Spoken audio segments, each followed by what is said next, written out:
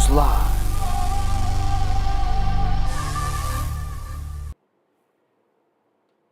What's going on, everybody? Good evening. Yes, much love to everybody out there. Let me get a mic check. Well, thank you, Deanne, right out the gate. Quantum, Steve, Pixie, Gabe, E-Fits. Good to see everybody out there. Hitman, thank you for the feedback. Want to thank everyone that shares the stream. Much love, Hoodie Ross. It's all appreciated to the fullest. Some people were probably scared to share it because of the image that I had on Twitter earlier, huh? You're wondering what it is, you can just go check it out, but it wasn't nothing major. But much love to everybody out there. Let's get this party started. I know a lot of people disappointed they didn't get a chance to see the auroras, but hopefully we'll get another chance. It's a double-edged sword, though, when it comes to that, because that energy could be what takes down the grid. So whenever that does happen in the future from the sun, a big grid event, I'm sure there will be quite a show in the heavens at the same time. Purple sky there, CR. Yeah, we've had cloud cover here all day.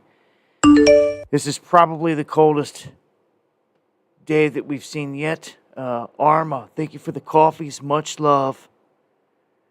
I appreciate all the support from anyone out there that supports the channel. Buy me a coffee, the best way to support it. PayPal.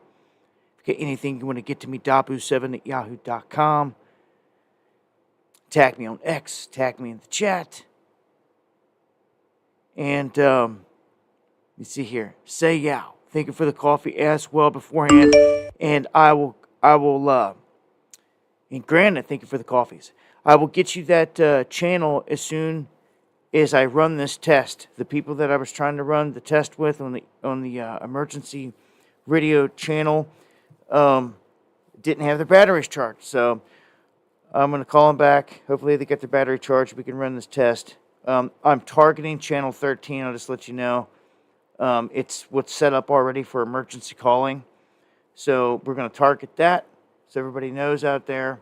But again, these are, from what I'm reading off the sheet right here, these are programmed with your local channels. So I don't know what the distance is going to be on these things. I'll just be straight up with you with the emergency radios because we haven't tested them yet. I've seen good reviews. I've seen some negative ones. I think the negative ones was really going toward the fact that they're being pushed in some instances as being like a global or maybe a coast-to-coast type of ham radio when it says in big bold letters on the sheet here, local channels, but I don't know what that radius is. So I'm going to test it with someone about 3 hours away from me. So if it works there, I'll give it the go. As long as they hear me, I hear them. It goes through. It'll get a green light, and I'll update you. But we're targeting channel 13 just so that you know. You can go ahead and have it already set on that. The emergency calling, the first one, 146.52. All right. And I'll update once that test is ran. So yeah, a lot to cover here tonight. As you can see in the title, lots going on here. I think you sharp boat for that chat. Appreciate that. Get over here to the space weather. All right, we do have a geomagnetic storm watch underway right now. It's a G1 class, but you just never know with these things. So if we have a strong geomagnetic storm underway, it just depends on the cracks in the atmosphere, really, of the Earth, where all the solar wind can pour in. And mostly it does this around the poles. Okay, that's why you get the so-called northern lights and things like that. And you don't see it around the equator as much. But there's different setups here. Just a normal CME coming in is going to create a G1 to G2. What we saw the other day, where everyone was seeing it everywhere, that was a G4. High end of the scale. And we have another one incoming, due here tomorrow into the next couple days. I doubt I'll be able to see that either because there's going to be cloud cover here. Like I said, it's already, it's 45 or something like right now. It's going to dip down to the 30s here in the coming nights. It's going to be the coldest weather yet this year. Hope y'all are ready for that. And check out this comet. Man, people are getting shots of this thing. It now has an anti-tail. Okay? It's passing through, well, the Earth is passing through the comet's orbital plane. And this causes it to sprout an anti-tail. And it'll look a little odd. Look like something shooting out the front of it, but this is normal. Look at this thing. Look at it above the tree line right there. Look how massive this thing is in the sky for everyone that's been missing it. Yeah, it's just there for a short time, right there above the horizon, and then dips back down. This was something that was there during the day. Then it shifted over to the evening. It's staying very tight to the horizon, though, like 2.5 degrees. But you can see people are still getting these shots. Look, there's another one right there. Just look at that, man. You don't get to see that every day. You don't get to see that every life. Seeing these comets, man, are rare. And they're here. Yeah, beautiful for sure. A harbinger, I would say, for sure. Watch the signs. And eyes to the skies, as I always say. Let me go down here and see what we got in terms of the incoming fireballs. 14th. Today is the 14th. All right, we've got one coming in closer than the moon at 0.8 LD. As you can see here on the screen, it's rather small, but just throwing it out there. We've yet to see any images of this mystery comet, this secondary comet they're talking about, that's supposed to light up the evening sky the second half of this month. Well, hello. Tomorrow begins the second half of this month. Will we see two in the sky at once? I don't know. But just to be able to see these right now, I'm telling you, quite a treat. There's been a lot of things going on in the heavens, man, with the auroras, the comets. The mini-moon thing isn't much, I'll tell you now. It's such a small object, you're not even going to be able to lock into it or catch it or find it. Don't even know why they would call it a mini-moon. Outside of the fact that it's caught in a gravitational pull, but maybe it means something else, because our moon is not a natural satellite. If you're not hip to that, I believe it was constructed. You can even see it in it, placed in a perfect spot. That's also why it doesn't rotate at all. It just sits there. Everything else in our atmosphere moves. They want to tell you that it does and all this stuff, but it doesn't. It's gravitationally locked and all this other crap. But I feel like the moon is something that was constructed by something, something, and it helps to give the balance to this planet. You know this. Look at the ocean. This is a water world. The ocean, the tides come from the moon. So there's all kinds of inner workings there where this thing it affects the life on this planet. Let's just put it that way, big time. The way it works and everything else. And without it, I wonder how this world would spin, how the tidal flow would be, all those things. A lot of questions, man, but the moon, mysterious. We're going to lock into that thing. Hopefully within this year with a new telescope. All right. Some more space news. Some big-time news, actually. This Mechazilla. If you don't know what this is a huge platform that Elon Musk and company built. And they launched their Starship from this, and they stuck the landing here, and it was rather incredible. In terms of watching it, when I take a step back and I think of technology, I'm like, I know they got anti-gravitics and all these other things, the propulsion, and they're just not showing the world. They're not rolling it out.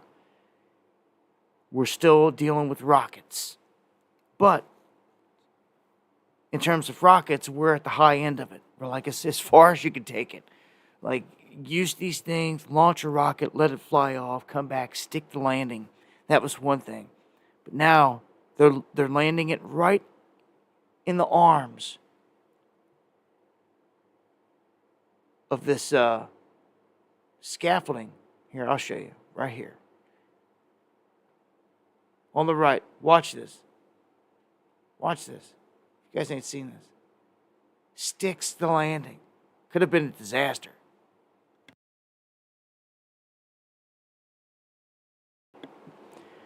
So, a lot of people going crazy over that. Here, play this one. It's a better one. Oh, it's not going to play it. Oh, here we go. Ignited. We're now down to 3 Raptor engines. We can see those chopsticks now in view.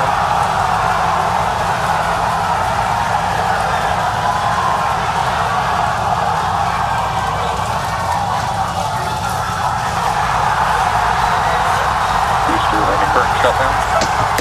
Mechazilla has popped the booster.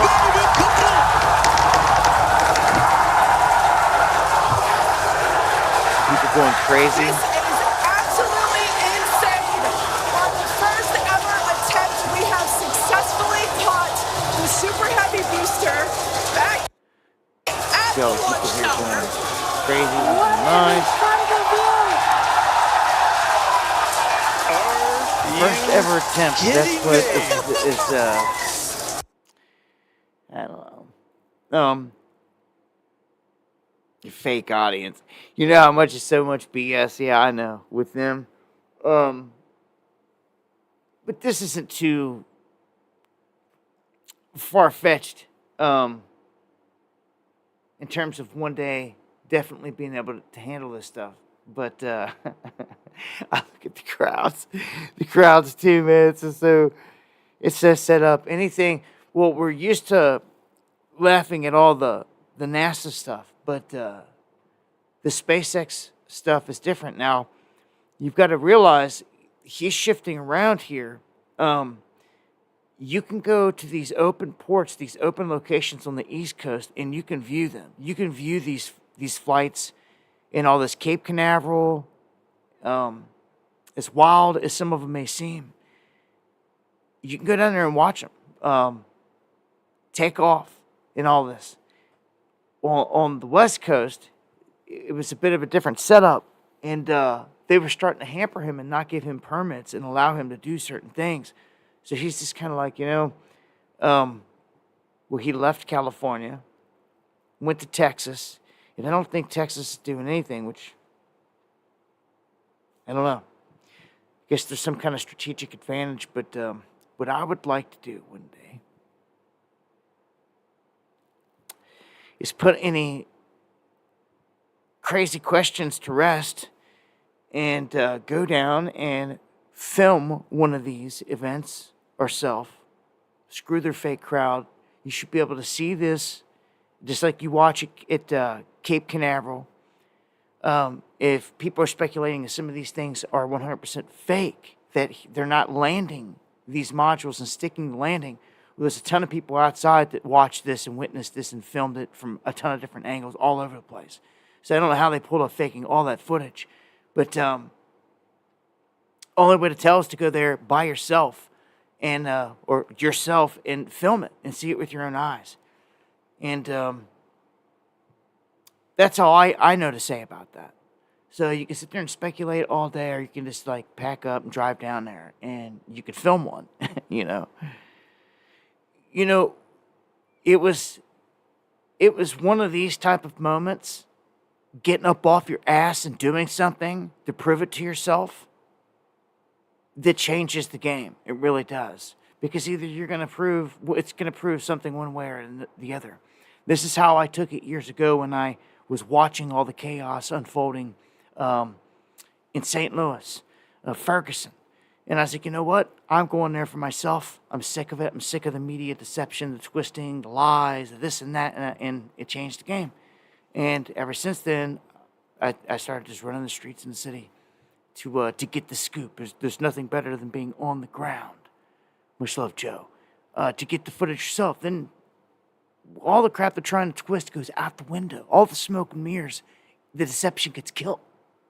You see what I'm saying? Quick. I'm just saying, I'd love to do that here. Maybe we will. In time here. In the meantime, liberals are losing their freaking minds over Elon Musk. They seem to have aligned him as like, well, on Trump's side, on, dare I say, the anti-establishment side, but that's just the ruse. That they control everything. It's a left-right paradigm. He's not preaching that. He's not saying that. He should be, because he knows that fully. But no, he's saying, no, you need Trump or the world's going to end. You see, he's going down this side. So he's chosen this side. He's injected himself into this political realm, into this election, into this race. And because of it, he's become the target of a few things. Now, look, I'm going to hit him where he deserves it on the negative stuff. And we're going to give him props just like anyone else where he deserves it. That's mostly just when he opens his mouth and he says certain things that most people won't say. Lets the cat out of the bag, so to speak. But he's definitely not doing what I see to be God's work. We were warned out of the Bible about the mixing iron and clay. You see, the technology and man and all this stuff. He represents doing just that. If there's anyone out there that's at the forefront of doing that, of stripping humanity of humanity, of being human, injecting something into your brain to make you a cyborg, and that's just crazy to me. And it's not. It's definitely not spiritual. But when it comes to Elon here, how does he feel about all that? All you Christians that think he's the savior for this and that, you better get to know these guys that you're following. In this dark MAGA, this occult magic right in front of your face. They're wizards and witches, full scale. And look at what we have here. You call it whatever, costume, whatever. It doesn't matter. It doesn't matter. A true man of God, a righteous soul, doesn't dare put something like this on. Would you? I wouldn't. I'd burn it. He flaunts it. Shits and giggles, laugh about it and push on. It's ridiculous. It's the Baphomet right in front of you with an upside down cross, and there's also one on the back of it. Very blatant.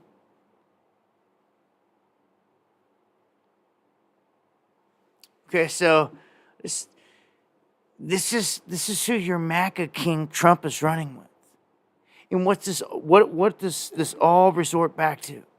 The fallen. You're going to see one way or another. These things are here. It is who they worship. That is what their religion is, and nothing else. And nothing else. They worship these fallen that have been here the whole time. You know, these higher intelligent beings that were sent here. And they were told not to teach man certain things and not to have sexual relations with man. Yet they did. They bore giants, Nephilim. You know how the story goes at this point. This is who they worship. These fallen. It's no secret, man. They flaunt it right in front of your face. How dare he? Huh? How dare he? Huh? No true man of God would dare put on this armor. This is literally, he had, now that I think about it, they talk about the armor of God. He's mocking it. He has got the armor of Satan on. Truly, you're looking at it. The world's richest man.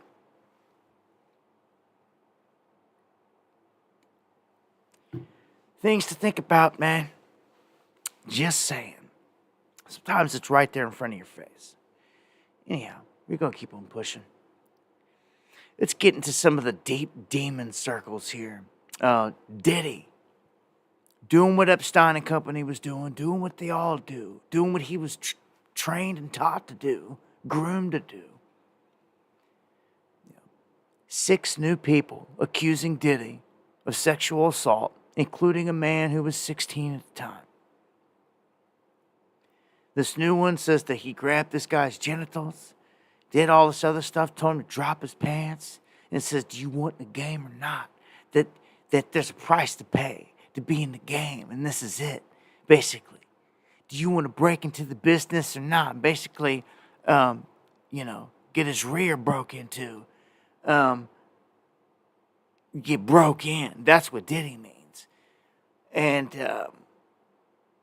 he says that he didn't realize that at the time, that basically he was exploited, sexually assaulted. But he was so young and didn't realize what was going on. And that such a powerful person like Diddy was standing in front of him. And all this other stuff, that he was shocked. And this is what a lot of them say. And I could see that. Diddy's a prick. He's an absolute prick. And this is BBK every day, all day to the day I die. Bad boy. Killer. To the end.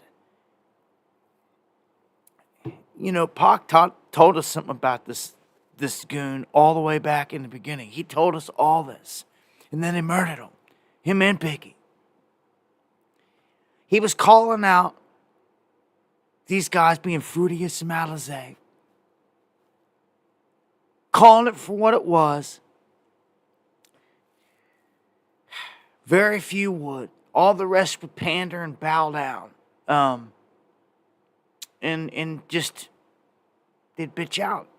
They'd bitch out when the demon came in the room. They'd bow down. They would, most of the people around him are always there for I don't know what you want to call it. I don't understand it. The material things. It's something that I'm just not about. They'll flock around a rich person like, I know two millionaires. And look ridiculous in the process. But that's what they'll do. And it's those type of people that P. Diddy and others feed off of. They'll use them up. These people won't never get nothing out of them, like no money or anything like that, but they'll get used and abused all right. And I don't know. Diddy is going to face,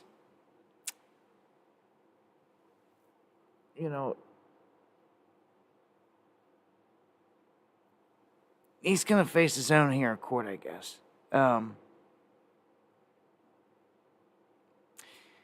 The one thing I keep trying to tell everybody, though, is that this isn't, this always talks about sexual assaults, every single headline. It doesn't talk about the murders. It doesn't talk about the sacrifices. It just doesn't. I don't know. We'll see. I don't even think the really good stuff's begun with that. Yeah, Diddy is all distraction. Well, I don't think it's all distraction. I think it's multifaceted. I think that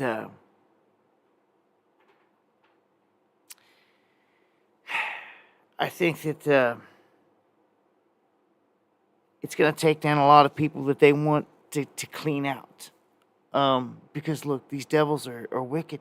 They fight for power. They fight for position. And they're dirty. This is why they blackmail each other. You got to blackmail each other just to get in the club.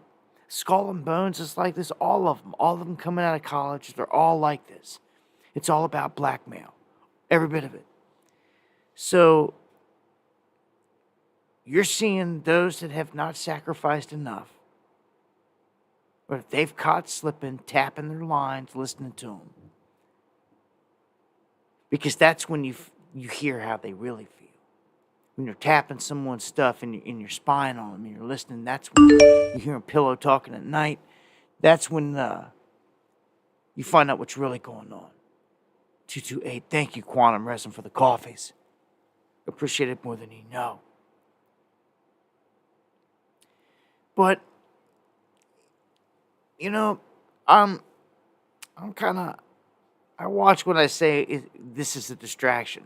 I've learned that everything is a distraction from something else. Just the very next story. One story is a distraction, depending on the weight and the gravity of it, and how big it's being pushed and blown up, is a distraction from the one right before it. So it's a constant bombardment of news that's the distraction.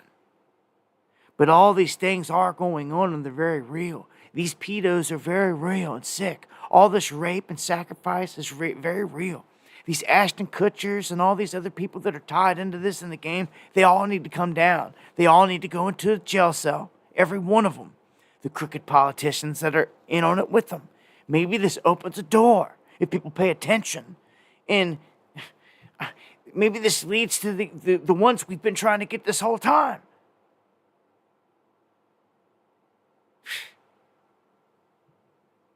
Nah, just a distraction. Nah, get out of here. There's real stuff going on constantly, Todd, and this goes deep. There's princes and politicians. If you can get your hands, take some of them down and get them to start squealing. We haven't seen it yet, but boy, if you can do that, you get them talking and spilling the beans big time, just more and more start to fall. More and more start to fall. That's how it works, man.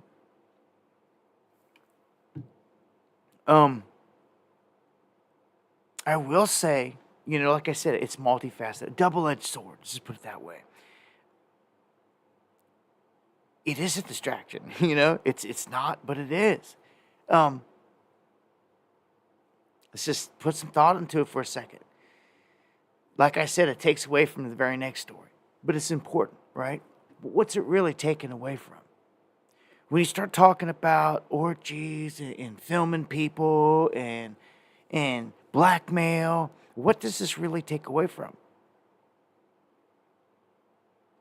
It really starts to bury Epstein, doesn't it? The whole thing. Put it in the rearview mirror. Not so much talk about it, right? Now when anything like that's brought up, talk of Diddy's attached to it. And it's going to be ongoing, so it's going to continue to separate. But there are going to be people that were at Epstein Island that were at Diddy's orgies. And see, this is what I'm talking about. It's those people right there. If you can catch one, two, get them talking, spilling the beans on the whole operation, it starts to tear the whole thing down. Then maybe they got more to say. People talk. Especially when they're in trouble.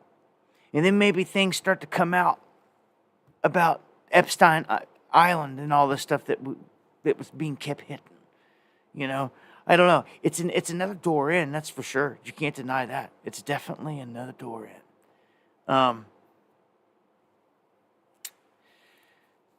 I think it'll stop at the CEOs, though. They've already been named. I think they'll run it up to them, throw all them under the bus.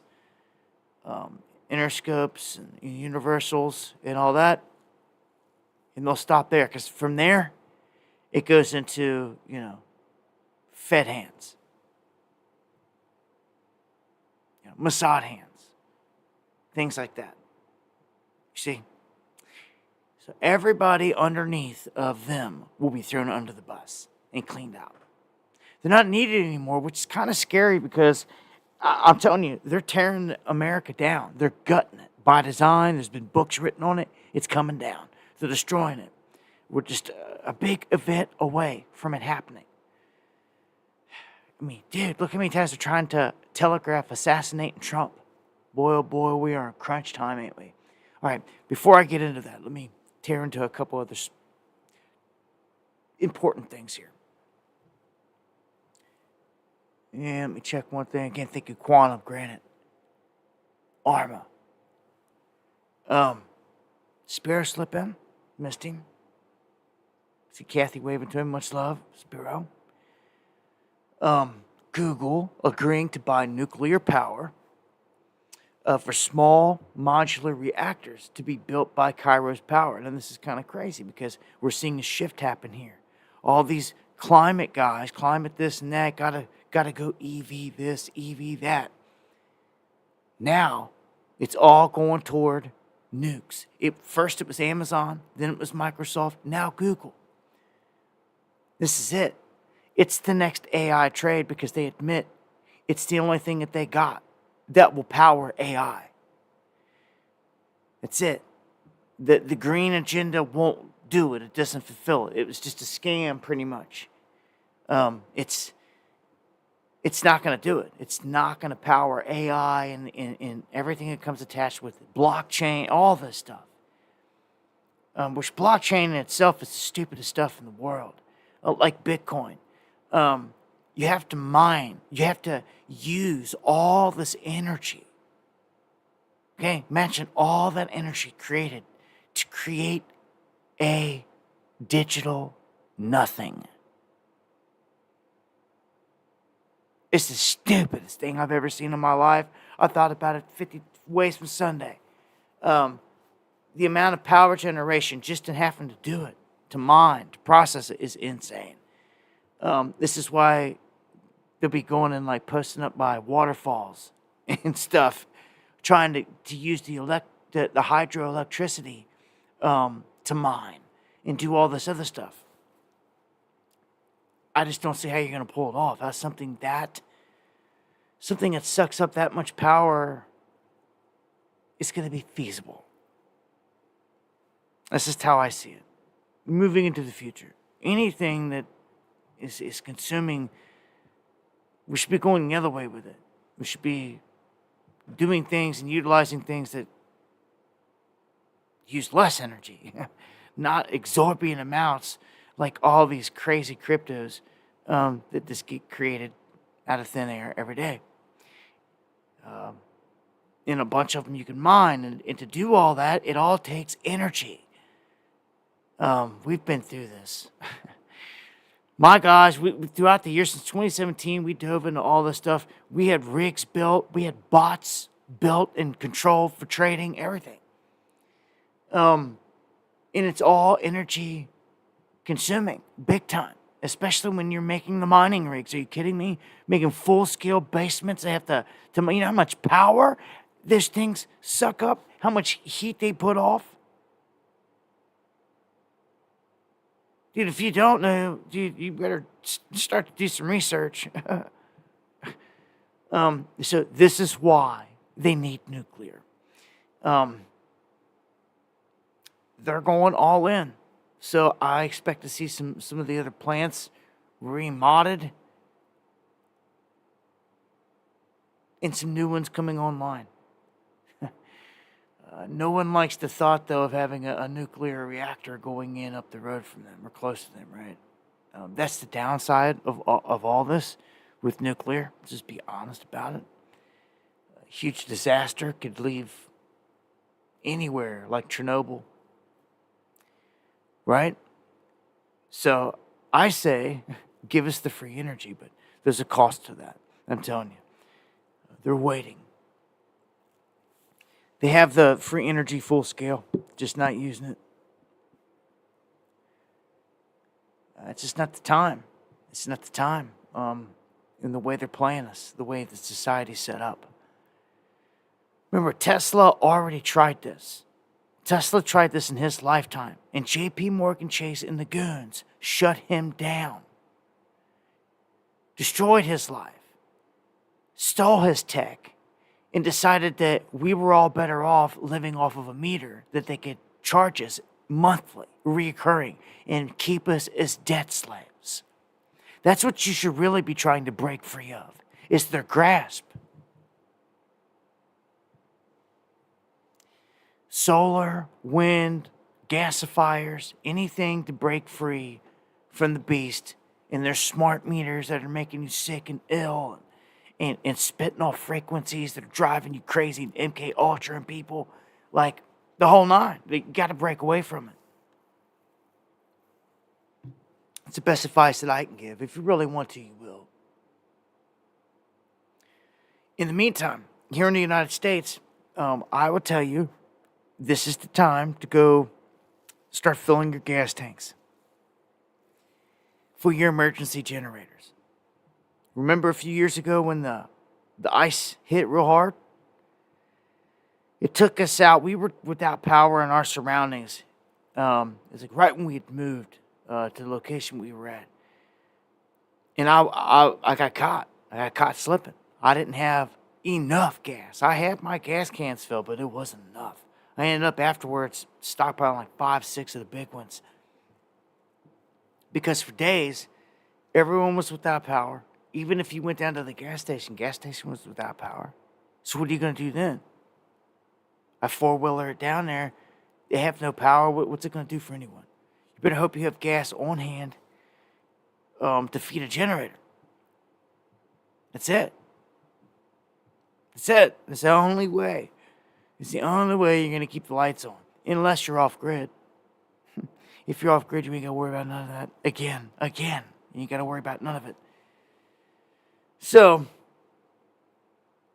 I tell you what, even if you're off-grid, having a generator's key. Because what you can do is you can get one of these, what's called a charge inverter. I got one in the box. Maybe I'll have to do a video and show you guys how they work. They actually come with contacts, dry contacts, where you can hook it up to your system, and when your system's low, it'll fire up your gas generators just sitting outside, and it would top off your batteries. It would charge you up on cloudy days, similar to what I've got going today or tomorrow.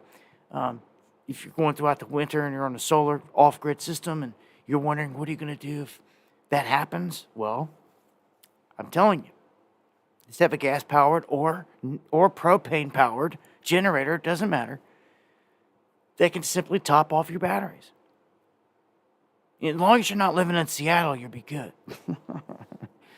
You're just not, I don't know, you're not going to have good odds trying to live off of solar in a place that's cloudy and rainy all the time.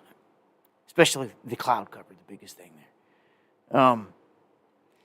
Things to think about, but look at this. U.S. electricity generators binge on ultra-cheap gas. When I see this, and I thought about this earlier, this is after me flipping through a whole bunch of articles and seeing all the math that's going on in the world. Iran this, Israel this, World War III, about to pop off, all the crap here. I'm like, For a long time, looking at these charts, gas has remained relatively cheap and steady. Something just is screaming at me. That's about to change. Screaming at me. You know what this means, man? I had a bad premonition that they dry up this gas. It goes to, it's around 3 something right now for most people out there on average. When this goes to like $10 and above, because we're in war with Iran or whatever,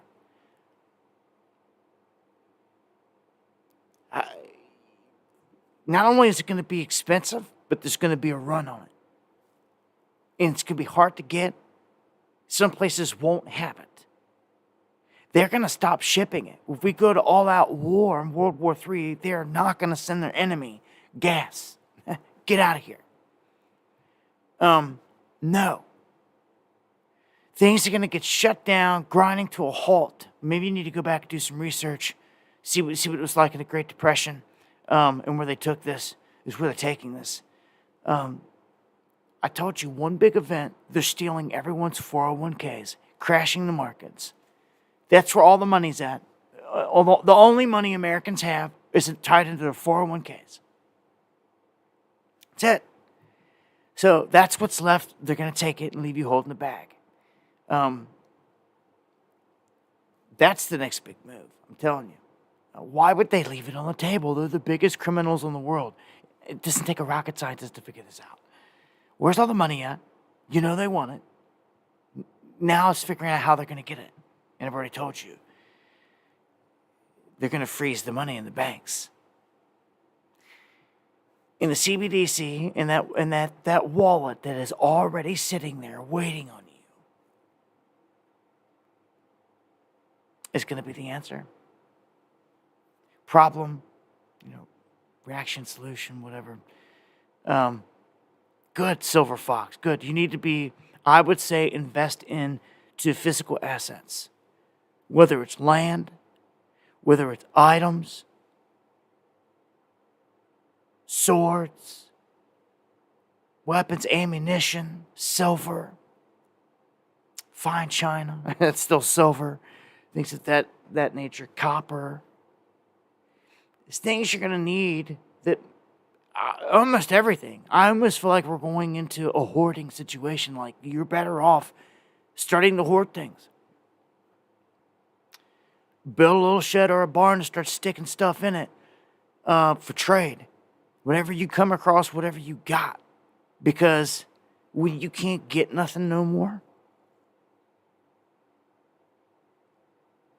all of a sudden everything has a value. Can't you see this is where we're going? That this is not going to last forever? These nights of coming on here, listening to these live streams are not going to last forever. They're taking us somewhere crazy, man. We have not been reset yet. Do you understand? They call it the Great Reset. It hasn't even happened yet.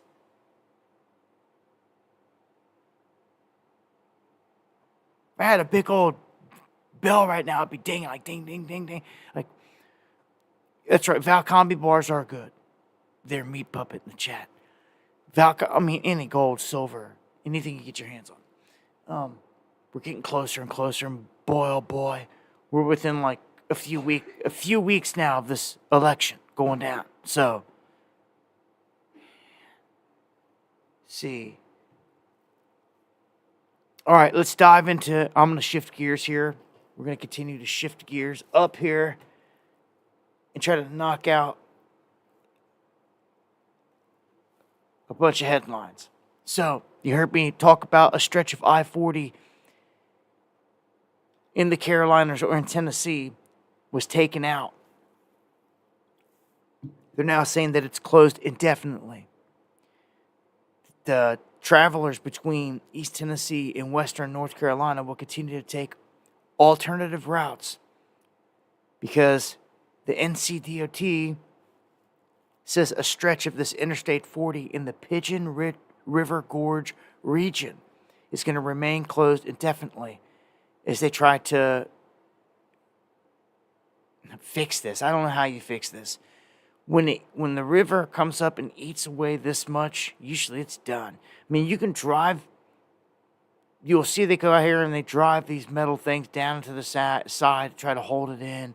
And they can put a rail at the top and all this stuff to try to hold it into place and pin it in. And me put some big old heavy rock there. But there's like no way. It's like this cliff is compromised. Like once it's ate away so far. Once it's ate away so far, there's nothing there. You can't put a road back over it. It's not natural anymore. You'd almost have to go cutting into the edge of the mountain to extend it in that way. away from the river. But this is what you get when you have flooding rivers like this. You hit areas that have never seen this. You know, we have stories now coming out of elderly people. You see landslides happening here now. Elderly people that rode their house down the river and survived to tell the tale.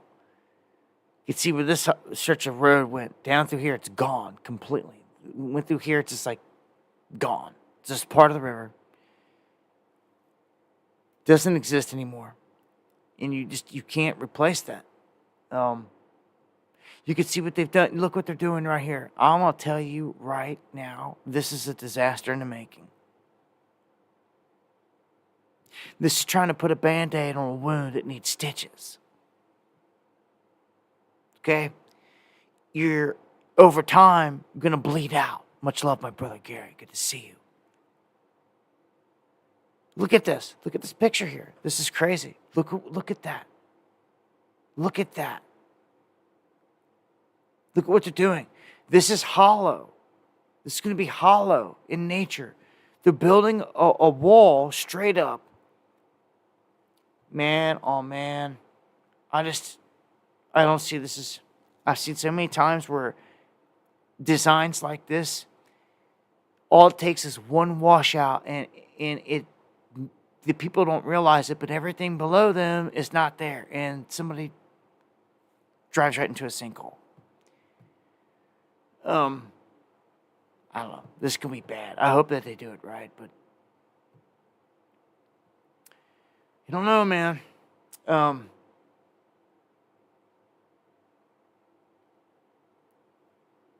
Check this out.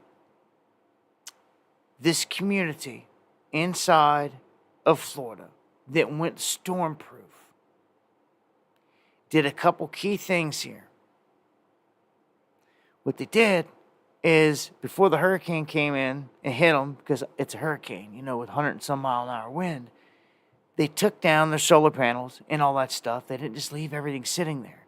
They took it down, got the expensive stuff out of there, as you can see right here.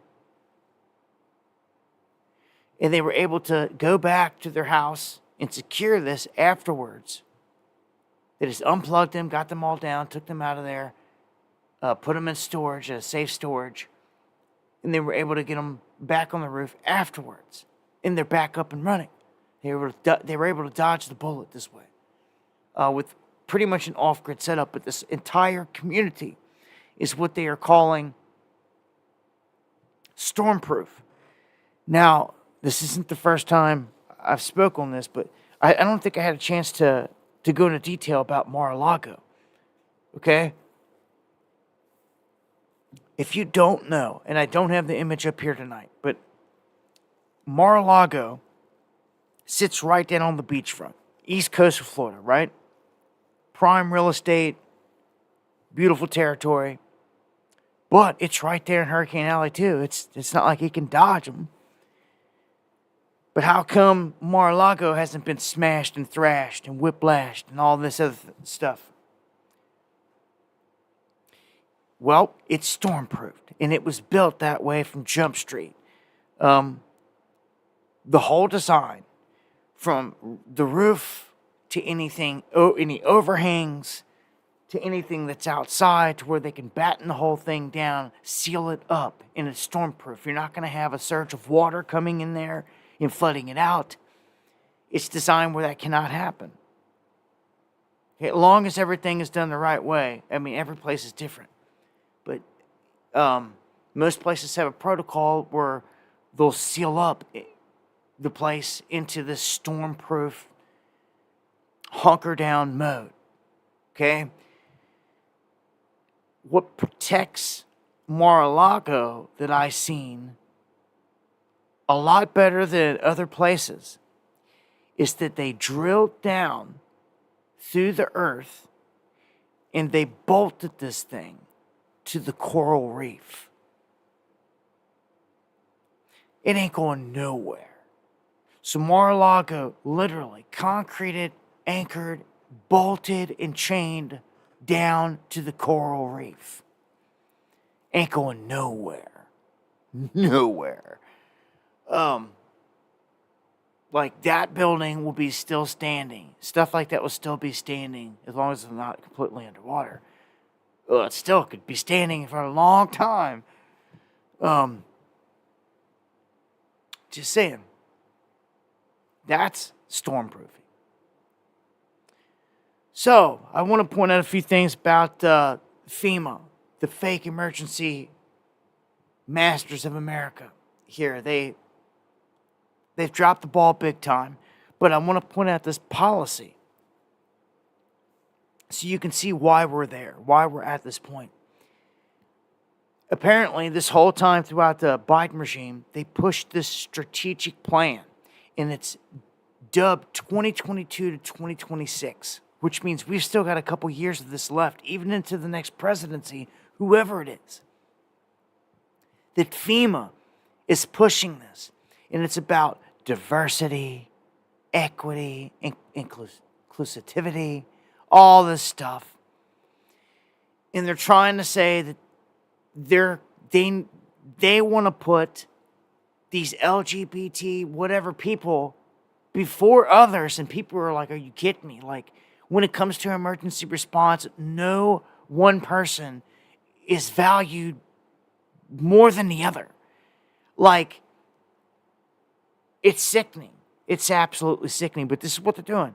They're pushing all this stuff because I feel that they think that they can get away with it at this point, especially under this regime, Biden regime, and definitely going in under this Kamala regime, if that is where they're going to take it.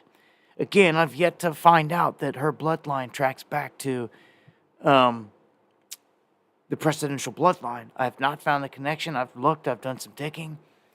I haven't seen where that is the case. So it leads me to believe that Donald Trump is going to be the next president, but they're going to say he can't be because he's disqualified, which I think it's really going to start a civil war is what's about to happen. It's going to create a mutiny because people are not going to play this game this time that sat there and shut up last time. Some people are going to step up and they're like, no, you're breaking the law. You're lying. He's done nothing. He is the president. And they're going to try to force it. It's going to cause a huge rift and divide here at this point.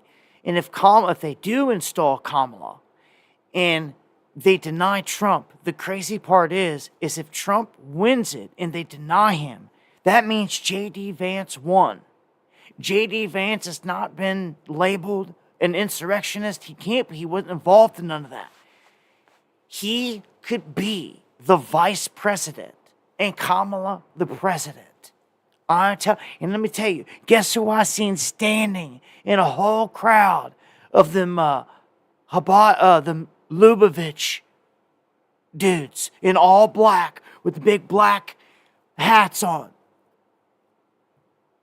Whole huge party. And one white dude was standing in there amongst them that didn't have the hat on. And guess who it was? J.D. Vance. Guess who's got J.D. Vance in the palm of their hand? Okay? So people need to wake up to this. And there's a reason they've been priming him and running him alongside of Trump here as the next big thing. Because Trump, even if he gets in, he only can run four more years. There has to be the passing of a baton. There has to be this new savior, so to speak, to fill the shoes of Trump. A new, younger, fresher face that can at least do the job for the next 8 years in their mind. For 8 more years. But I don't think that this country is going to get that far. I think a lot of fracturing is about to happen. And you could very well see states split and say, that's my president. And the other states like California and others say, nope, Kamala is our president. Something wild. We're definitely heading to the wildest election in history, I feel, with this one. You thought the other one was crazy because you knew what Trump did and they gave you Biden. Well, my biggest fear, I think everyone's, is they're going to give you Kamala. You know, because you know what that means. That means in this 3 weeks, the markets dump and this whole thing begins. They will dump the moment they announce her as your president. The moment. Some of them dudes may even get an itchy trigger finger and start dumping if they even think it. Leaning that way. With all the totals coming in, just depending on how much of a sham all this plays out to be. So, I haven't even gotten into all this political stuff yet. North Carolina man arrested after allegedly threatening FEMA workers that were assisting in hurricane relief. Now, this story was spun and whipped around, and it was initially militia were down here doing all this. Well, no, at the end of the day, when it's all said and done, what was said to be all this militia was one guy. And he wasn't so much threatening all the stuff, like he's going to come and kill and do all this. No. He was just saying he was trying to hunt down FEMA. To basically talk to them and tell them that they got to get out of the area and they're not wanted there. Basically. Well, the police or the cops that came across this guy seen it as like threatening. And they told FEMA, and FEMA's like, oh, we're pulling up. They backed out and they arrested this dude. And that's where the story sits. So, you know, he's basically was going to go up there and tell them, like, the people are going to do this. And they twisted the story and said that it was a militia when it wasn't no militia. It was just one man. You know, so leave it to the mainstream, huh? I'll smoke you. Quick, if somebody else won't, in that chat.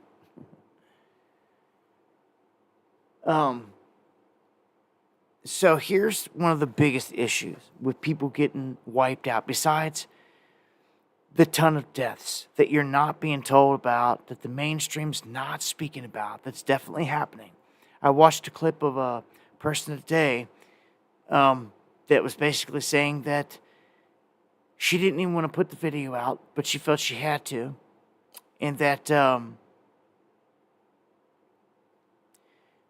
they're going into areas and taking the supplies that people are requesting. And that they want to tell you that there's 200 deaths. 200 deaths. Right? They delivered 10,000 body bags. And they're requesting more. They're requesting more. It tells you just how many people are dead. This is why people could smell bodies in the area in certain places, and, you know, complete towns have been wiped away. Again, prayers going out to everyone that needs them. Ask the Most High in heaven to please let the help get through to those that need it. People are expiring on their roofs, dying, waiting for help.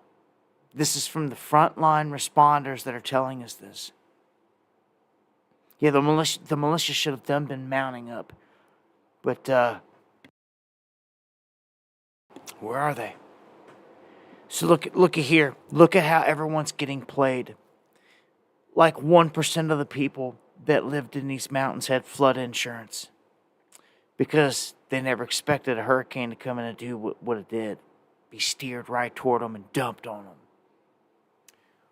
Now, homeowners being left high and dry as insurance companies are abandoning regions left and right because of what they're calling these climate disasters. You're going to see this more and more.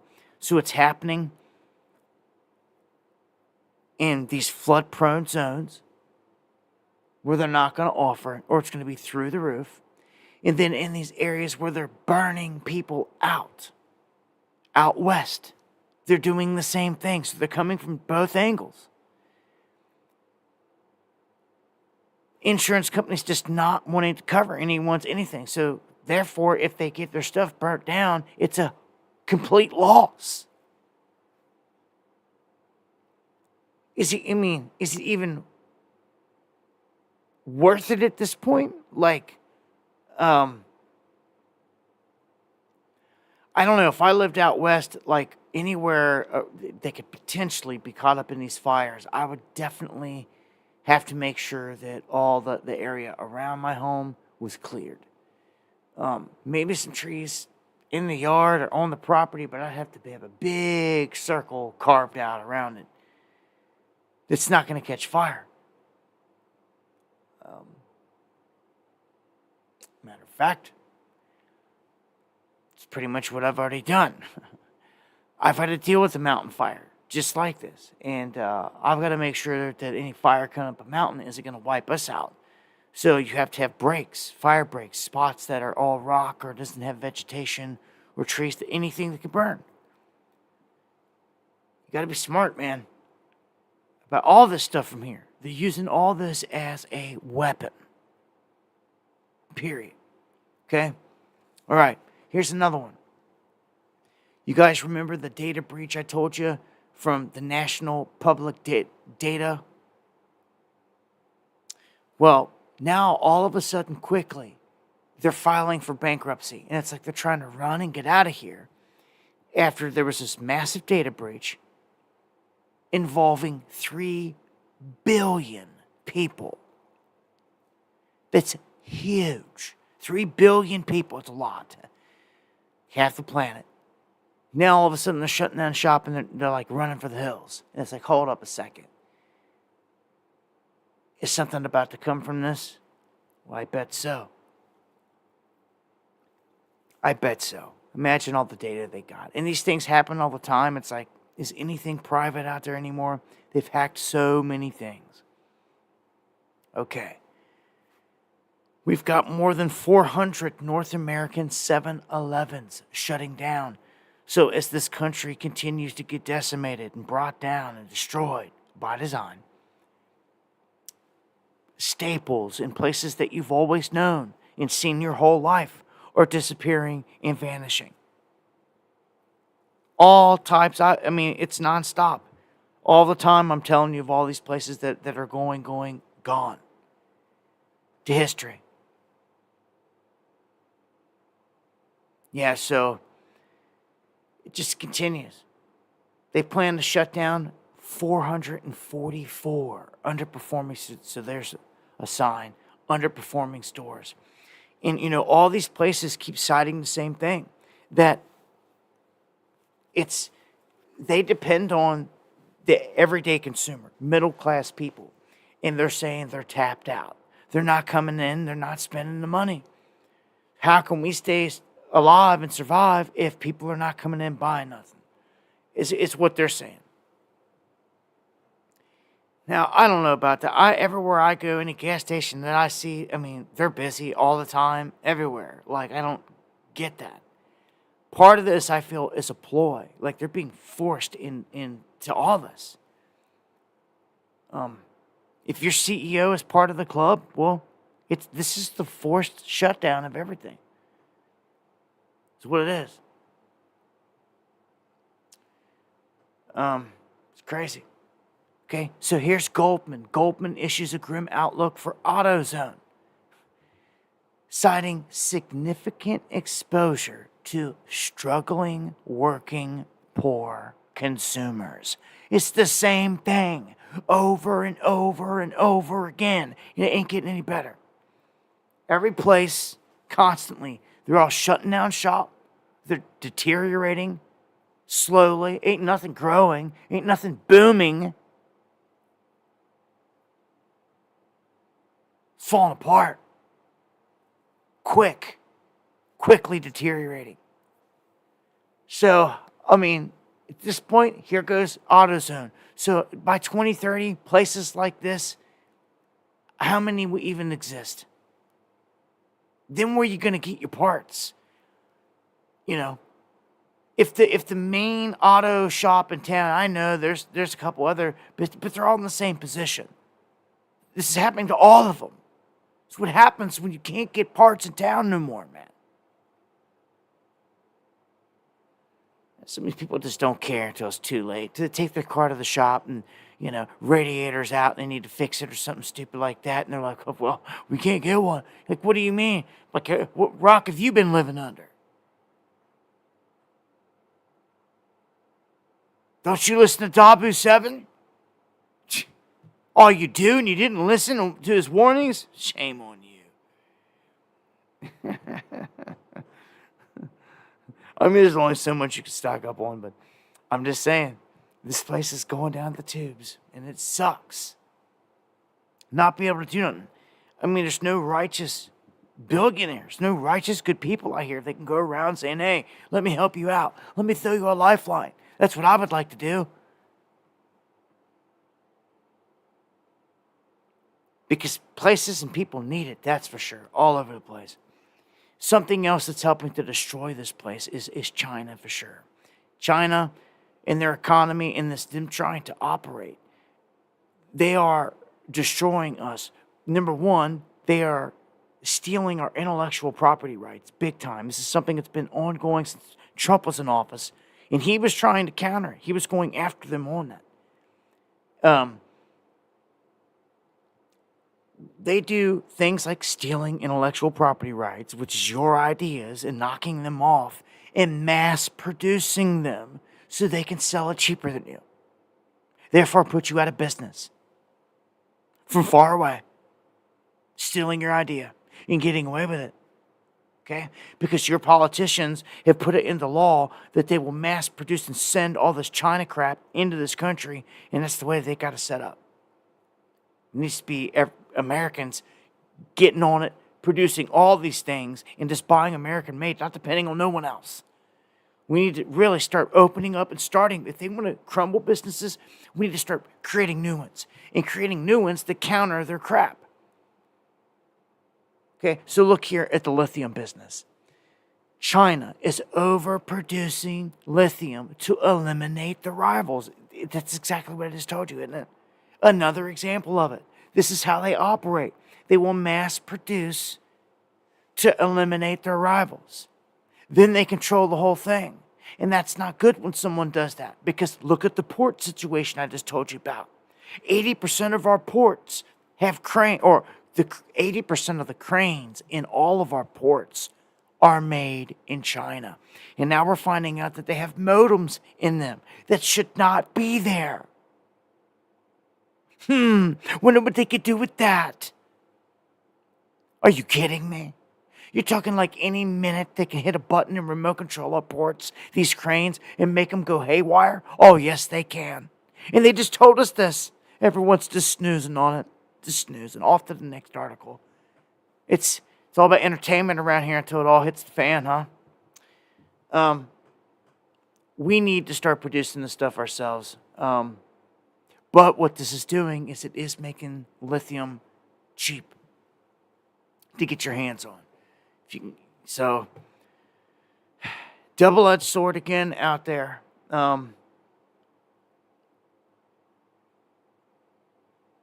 China has produced so much. I mean, just go through any store, maybe in your house, and just flip over items and just look and see where they're made. Especially all the electronics. Flashlights, the speakers, to this, to that, whatever it is. All the components in your computer, in the phone that you're listening to me through right now. All come from there. Tell me you ain't buying Chinese. It's embedded everywhere, whether you realize it or not. So we really got to change the way we operate. We've got to set up shop in America and start supporting those businesses.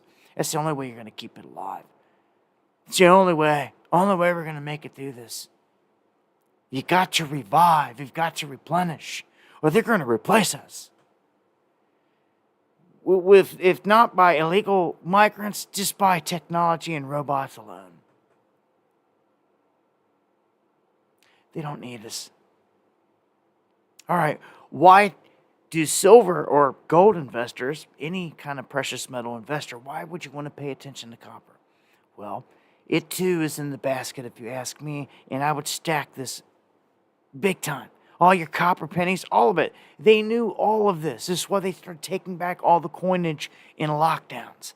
They knew all this. They wanted to scoop up and get all the precious metals they could, all the silver, all the copper, everything out of circulation because it's going to go through the roof. Even this, what was a penny, you already know, it's worth like 3-4 times more than that right now. The copper value out of the pennies is going to continue to climb. And just wait till that penny is like 10 times, 20 times, 50 times, 100 times 1 cent. You know, when the penny's worth $1. Are you kidding me? The penny's worth the weight of it in copper is worth $1. Like, it's going to be stupid insane. But for those people that held on to all their pennies, I tell you what, it's going to be worth it. All the people that got them good luck fountains, everyone's always throwing all the coinage in. Just imagine guys that go through cleaning them things out. Makes me think of Goonies. Throwing all the change down the well. So, hey, you might want to hold on to that. Copper is going to go through the roof, and it's going to be needed technologically, just like silver, just like gold. It's a finite product. It's not infinite. It's something I would stack. Let's just put it that way. Add it to the list of things to stack if you can. If you get your hands on it. If somebody comes in wanting to barter and they got a little bit of copper, why not? I would take that over, somebody walking in, with an exercise bike, or something like, for real. Because it's going to happen. And if you're out there these days shopping, you may notice there is an uptick in surveillance. It's like everywhere you go, man. I'm thankful that in my state, we don't have cameras like everywhere, like every 100 yards on the highway like Georgia. It's what it seems like anyway in Georgia. As soon as you cross into Georgia, there's a camera like every 100 yards. And definitely every overpass. And everything like that. It's like, what the? And they're watching you. Facial recognition. They're zooming in to see if seatbelts are on. They're zooming in license, all this stuff. How many people's in the car, what you're doing. Some of these places in the country have laws that you can't talk on the phone while driving. If that's the case, if they see you with their camera, and you're done. It's all snitching you out. Technology is doing it. They're clocking you and your speed from these cameras as well, and from space. How do you think your phone knows where you're at and how to give you directions? Turn right at the light. It's tracking your every move, dude, in real time. Come on. So the facial recognition is like at a whole nother level. It's built in to a technology that's ran through all these cameras that have been put into Walmarts. We were at Lowe's not long ago, trying to get a few items. I walked in the aisle, and I look up, and I am on camera. I'm looking at myself. I'm like, what the? Like, what? Why? Like, okay. I just come around the corner, and I'm looking at myself. And it's got this big red box moving around my face. The big red box is facial recognition. Do you understand? And anywhere and everywhere you're going into, it's capturing it, it's logging it, and it knows where we're all going and what we're doing. And that's not freedom. That's not moving about freely, if you ask me. If I had it my way, I have a town or a city that outlawed all this, where you're free to move about and not tracked and traced like an animal. Do you understand? There has to be somewhere that represents that pocket of freedom. We don't do this. We don't deal with this, man. It's saying, it's everywhere. It makes me sick. Makes me sick. Your boy Elon and company just keep on ushering everyone that way, though. All right, let's jump into more political stuff here. We have some really stupid pro-Palestinian protesters that swarmed the outside of the New York Stock Exchange thinking that they were going to stop it. They failed to realize that it's just a TV studio in New York anymore. That the real stock exchange moved to New Jersey 15 years ago. And these fools were not even smart enough to, like, not a person in their squad did the research to realize that, like, nothing's going on there. No one scouted it out and realized, man, this place is pretty dead. There's, like, nothing going on here. Like, I don't see traders going in and out of here. Like, where's all the action? Like, where are they parking? Like, none of that. Nobody asked those obvious questions. But this is what they did. I'm going to play a clip here real quick.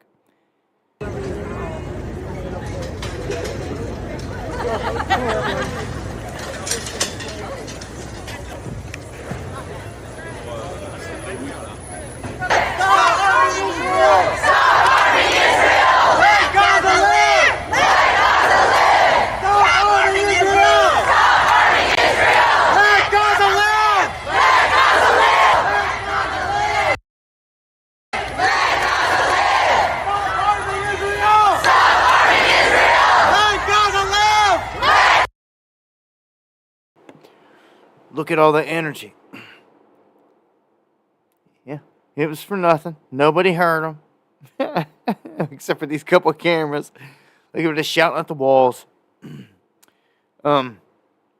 So, they're back, okay, and just in time here right up to the election. I kind of had this funny feeling, I told you about it, like, where they disappeared. Like, are they going to rear their head come election time? Just to cause chaos, just to try to do something else. They're on the move. Not so intelligently. They're on the move. But check this one out. We've got, coming from Commie, Illinois, they are passing a bill here that will give colleges taxpayer money for each minority student that they enroll. So, this is crazy. This is treasonous. This is the same Illinois that is allowing illegals to come in and get an ID and to become a cop. Like, why would you even want to go into Illinois? Get pulled over by some murderous, illegal person that's not even supposed to be here. They can do whatever they want with you. You thought racial profiling and all that crap was bad before with police? Just imagine a murderer or a gang member, whoever that is here, that just wants to have their way with you. Oh, you look like my favorite flavor today. We're gonna arrest you for whatever reason. I'm just gonna kidnap you and you're gone and off into the human trafficking slave system. Like what? Like, I don't get it. Like, how are people standing for this in Illinois? I say the same thing about the atrocities in California, but how are you even allowing this? Allowing your leadership to allow murderers to come in there and become cops? Illegals. How? It's a fact. How? I just don't get it. And see, I've always had a problem with Illinois because they don't respect your freedom. I found that out when I travel and I have to go around them or not take my gun. That's garbage. So to have to go through there, a sitting duck, if they wanted to go through there. D. Thomas, thank you for the coffee and the support. Much love, I appreciate it. More than you know, you can't fix stupid. You got that right, Joe. Anyhow, all the money that they could be helping Americans with is just going to all these other places. It's disgusting. How you could, and Kamala trying to she can't separate from herself from this. You can't. She is responsible for the crap we're going through right now, and there is no saying, "Oh, we're gonna change something up for another 4 years." Like, get out of here! It's garbage. Silver Sailor, much love.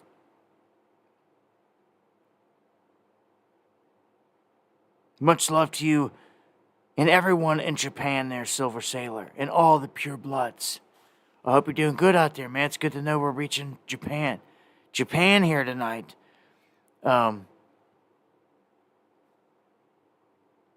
Keep it pushing. Want to show you what's going on again. Oh, where's this? Chicago. Right here. Mob loots a freight train of flat screen TVs. Shoots and kills us. Dude, what is this top one here? They update it? New. Well, I'm not going to play because it says man shot and killed. And I'm going to play the main clip, though, on the bottom. So you can see them. You can see what's happening here in this country.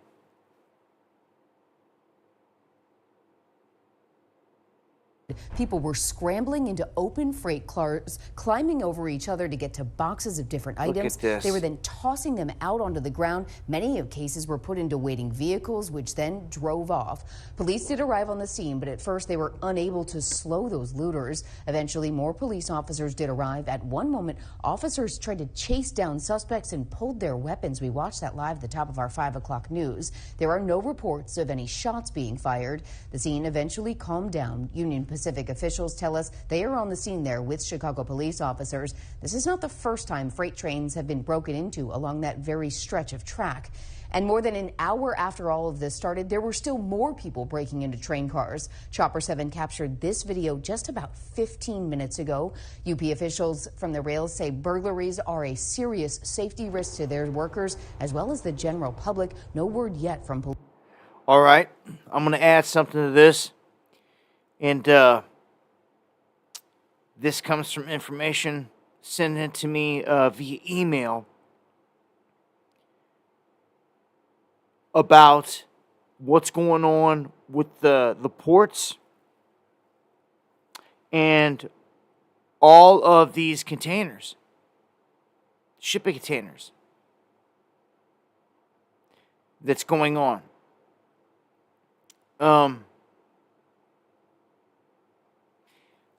I'm being told that, and I've been shown in images, they are finding migrants coming through, and all kinds of people, little kids and everything, coming through in these shipping containers on our ports, and that a ton of the people at the ports, or even on camera saying this, that they are hearing the screams of children and people banging on the shipping containers to get out at the ports.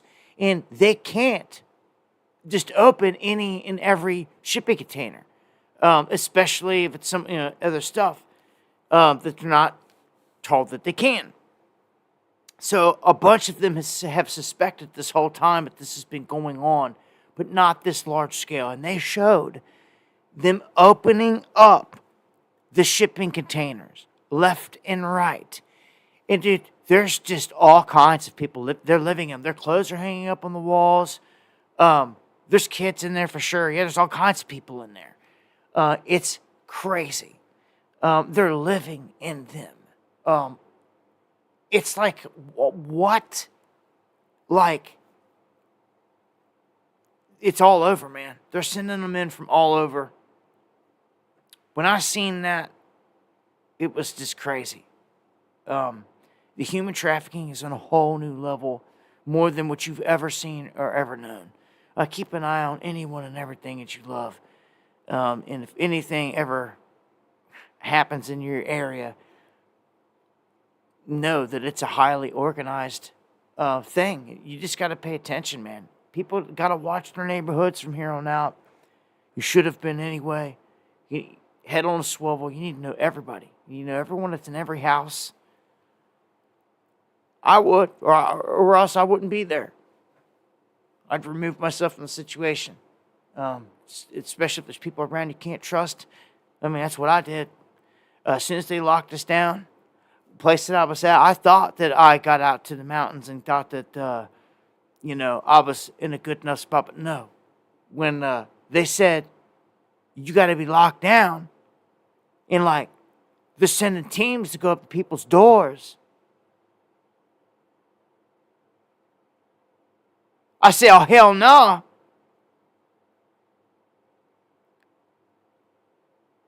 It's going to go down. Or I removed myself from that situation. Step outside and what? People can see me. I don't like that. And in a situation with the snitches everywhere and they're turning your neighbors into snitches and all this, if you have untrusting eyes that can lock onto you, I'd switch it up. And I'd switch it up quick. Or I'd do something about it. I know not every neighborhood is perfect and you're always going to have this or that. I'm not talking about, the pettier stuff. I'm talking about this high organized stuff. And when you start to see groups of these new gangs coming through and they're creeping around playgrounds or stuff like that, notice patterns that they're going down roads after school lets out every day. Like, people got to open their eyes, pay attention. We are our only defense. Us. And the enemy's getting brought up in here every day. Can't you see all these small towns all over the place? Slipping in, man. All over the place, man. Got to start paying attention. All right, I'm going to switch it up into some of this Trump stuff. You were looking at Vem Miller. Some say he's a piece of work. Alleged third Trump assassin. Others say he's a cool dude that they're targeting and trying to take down. So let's just take a quick look here at Vem and see who he is. Tear into it. And put it all on the table. Initial reports that I seen, you seen, we all seen, was that there was this third attempt. And when I tweeted on it, right when it happened, see, I run off a vibe. You heard me. Energy and vibe. When I first saw it and felt it, my spotty senses was like, no, man, there's something. Just don't feel good. Don't feel right. Something's like off about this. So I had to go looking more. And I tweeted it out with a question mark on it, like alleged third. Like what's going on here? Like, they simply arrested a man that showed up and he had weapons on him that he turned in, and that there was all this information. Now here's another thing. We were fed bad information right at the gate about this guy. From the sheriff. The sheriff came out and gave this big, and everyone's like, oh, the sheriff's saying this. It's all gotta be true. We're like, the fuck up, man. Any one of these dudes can lie to you in any given moment. Any one of them can be fed bad information. And that's exactly what he did. He got fed bad information. And he admitted it, at least. I'll give him those props. The sheriff came back mostly because he's under fire. Everyone's coming back at him like, you said this, you said that. It had to be fixed somewhere. So I guess he had to just say, look, I gave you the bad information. I was given bad information. And that was that. This guy was part of an organized thing. And here, I'm going to play these clips. I'm going to let them speak for themselves here real quick. But this is Vem Miller, the guy arrested. And look, you can see Trump's behind thick, bulletproof glass now. Like, why wasn't he before? Why isn't he always at this point? If you really want to protect him. Why wasn't he before? I don't know. Simply having that thing up the day that he, his ear exploded or whatever, the first one, would have stopped it. If it had simply had the thing up there, would have stopped it. Is this the one? All right, here's the clip. Here's the clip where dude's talking. Then I'm gonna read off some more stuff. So I'm just gonna play a bit here so you can hear from the horse's mouth. This is Van Miller. And probably the reason that God put me in that situation, in order to be able to expose really what's going on. And so every time I've gone to a Nevada rally and notified the police, it's been a non-issue. They've thanked me for the courtesy of notifying them. They've said, obviously you can't take your firearms. I wouldn't even think of doing such a stupid thing. And they've been fine. They've been fine. And the critical mistake I made is, I guess, forgetting the location that I was in California. So I drive up with my special entry pass. And by the way, they're saying I had a counterfeit pass. That's a bunch of nonsense. I could prove that I had a special entry pass directed to me, sent directly to me by officials within the Republican Party of Nevada. See, that's where lies were created. Saying he had a fake pass trying to get him. It was all manipulated to make it look more than what it was, man. And now it's all getting shredded. All these little details were added in there to make him look that much more ominous. And they're playing, people were even playing some of his clips where he was next to Don Jr. when he walked in. Like, look, he was right next to Don Jr. So what? All kinds of people have been right next to Don Jr. He ain't nothing but a human, too. Like, the dude wasn't threatening. He didn't say nothing to him. He didn't drop no threats on social media. He didn't have a manifesto. He had none of that. It was not. I guess what I'm trying to get at, what burns me up here, it was not an assassination attempt, as they blew it up to be. It was twisted garbage mainstream media, because that's where it all came from. Lies. And trying to attack him. They do the same thing to me. They do the same thing to you. They do it to anyone out there that doesn't toe the line. So they thought that they would pick this guy off and it'd be easy and they'd get away with whatever here. But it just didn't work with this one. I'm going to play a little bit more here for you. I was an actual invitee to that event. So as I'm driving, there's an area where you enter the parking lot after you pass a sheriff. I pull up to the sheriff. I say, well, I should take that back. I'm not 100% sure he was a sheriff. He was wearing a sheriff vest, but a lot of those individuals were. And my assumption is that not everybody there was a sheriff. They were just trying to indicate that they worked with the sheriff's department. And so I drive up to this sheriff and I tell him that, in full transparency, I just want to let you know, in the back of my truck, I got, 2 lawful firearms, purchased lawfully, registered lawfully. And I'm just letting you know that that's back there as a courtesy, which is a courtesy that I always do. That police officer asks me to pull over.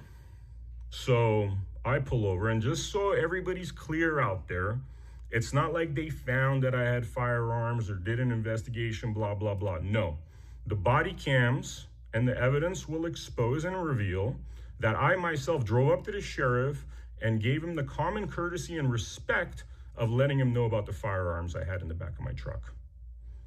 At this point, they make me pull over. A police officer comes to my window. And what I have to say about this particular moment is that knowing how some police officers behave, and I'm indicating that they behave in a fashion where they seem to not understand the laws and the Constitution, I'm usually more armed and alert. But when I was arriving there, I wasn't feeling well. I have certain health demands, I guess you could say, that require me to All right, as the OBS disconnects and reconnects, I'm going to stop it right there. and just state that there's two major things there. They lied and they said that he was trying to fake a pass when he was invited. Then they tried to say that they discovered these weapons on him. Again, it's all word manipulation. He said and you'll see it on body cam, he went there and told them about everything. It's not like they caught him sneaking in or anything like that.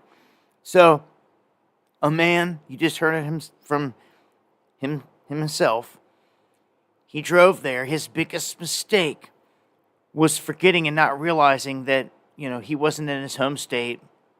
Well, he was in California. Which, he's paying the price there. That's what got him caught up in this. See, he thought that the police would respond the same way they do in his state. Like, you go up and they respect you, and you're like, look, hey, I'm just checking in, just letting you know I've got some weapons back here, blah, blah, blah, just common courtesy. He's done it every other time before and been cool in his state. He tries to do it in the very next state, in Commeyville, and there's no respect. Instead, this whole thing gets concocted and blown up real quick. He is an alleged assassin, and it's garbage. So, does this one count? Does this one count as an assassination attempt? Well, heck no, it don't. There was no attempt, and it was all fabricated, and it was a lie. Okay? Okay? Those are the facts. I just want to sum all that up in terms of the alleged third assassin. Okay? There was no such thing. If somebody tries something else, we could say third. If they actually try something on him. But I don't know, man. It's getting to be too much. How can you allow anything to happen to him and have him in any kind of crazy position from here on out? Like they done said they were not going to give him Secret Service protection on the golf course no more or anything. To be honest with you, anyone that has had any kind of attempt on their life, like it shows proof of it, from a safety protocol standpoint, if you ask me, I would say put them in the Pope Mobile.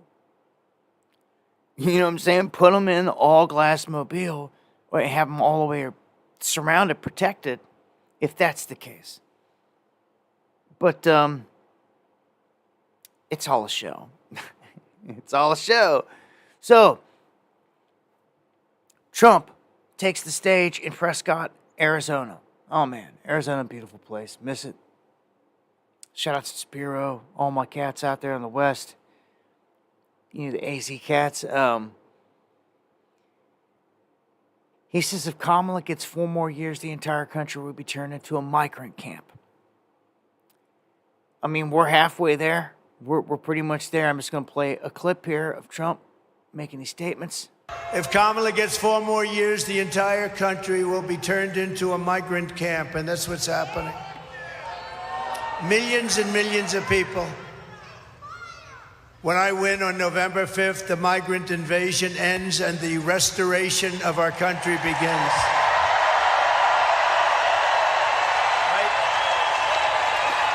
You see, that's the thing. How can you not gravitate toward that? How can you not want that? How can you not want better things? Hey, thank you for that information, D. And thank you for the coffee. You're looking out. What's up, D. White? In Idaho, all the cats out there, you know this.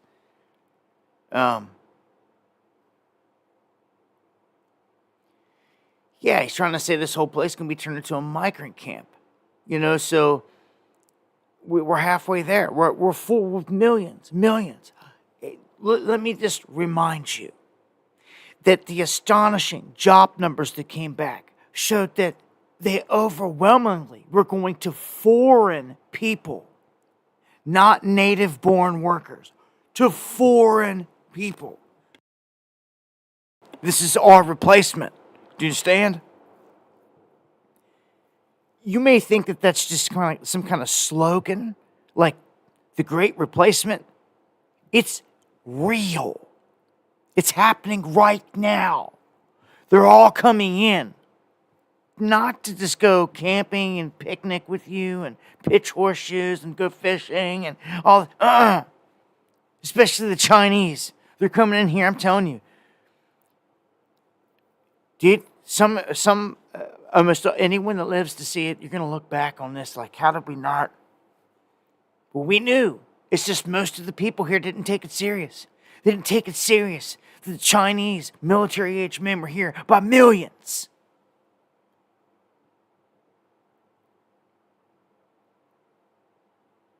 Chinese occupying land butted up to all of our major military bases. Get out of here. This is a setup. It's a setup. You need to know what you're in. Don't wake up tomorrow and forget about it. I don't. It's nonstop, man. Let's go to the next one. Trump says he's going to New York City.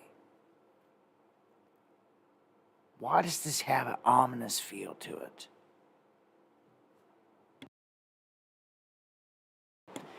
President Trump is coming to Madison Square Garden in NYC. October 27th. Tickets on sale. Almost 20,000 seat arena, known as the world's most famous arena. I don't know, man. Just saying. Just saying, we gotta watch some of these things, man. We get this window short, it's closing.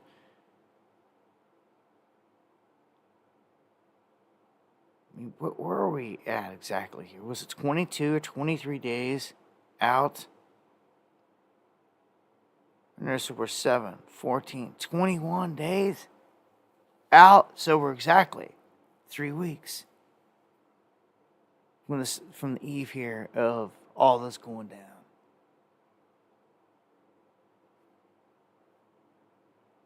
So, Kamala, I showed you last time, when the teleprompter glitches or goes out, she's done.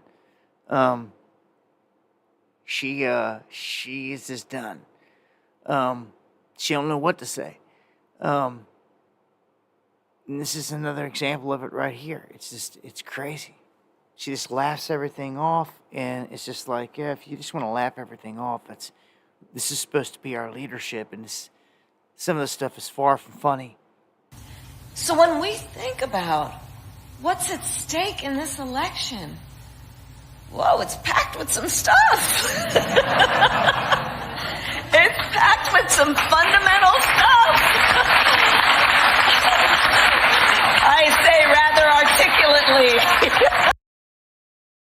It also kind of shows, this is how she often responds to all this stuff, and it's an embarrassment. That's all I can say. All this is an embarrassment. It's almost like everyone's watching. It's like someone's got to get up and do something. You know what's, again, a double-edged sword keeps coming up. It's obviously scary if we get her. And you already know I said the markets will crash the day they announce it and this and that, but even if they give you Trump, I feel they're going to crash it. I know we're going to get into that because I feel like this is where the chaos begins. We kind of always knew this, I guess. With this election. Oh, yeah, before I dive into that, let me show you real quick. Kamala's caught. Yeah, that's why I got Kamala caught in the title. She's caught here in a major plagiarism scandal. And see, these days, man, you can't just do this stuff. You can't just go steal stuff, copy and paste it, and act like it's original work. Someone's going to catch it. AI pick it up at this point. Well, she stole from several sources, and this dude that's like a master at finding this stuff. Stefan Weber. He went through her book and just found all kinds of stuff. And he laid them out left to right. Everything that's highlighted, minus what's in black, but everything that's in red and blue and all this stuff, she copied. She copied, and she copied all of it. And he's just like, look, that's just a taste.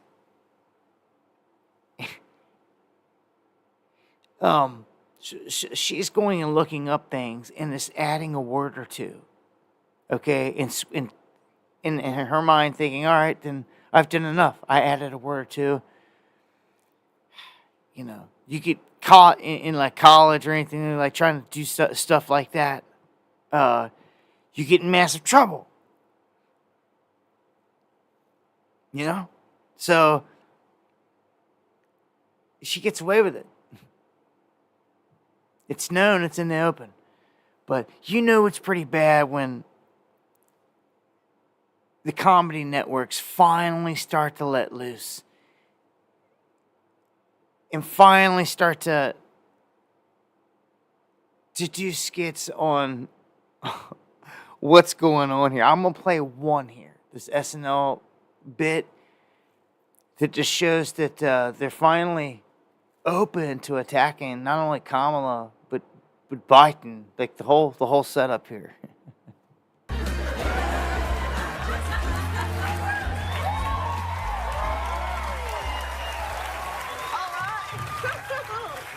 Oh man, that felt good. And Donald doesn't think I'm black. Okay, listen up, everyone. We couldn't have gotten here without one man, and his name is Joe Biden. Get on out here, Joe Biden.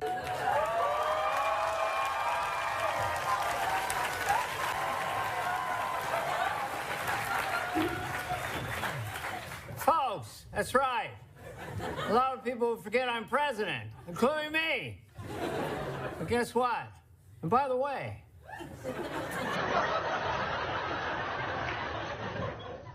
I think I did a pretty good job. I passed more bills than any president in history. But folks, we still got work to do, no joke. I'm being serious right now. Come on. And guess what? And by the way,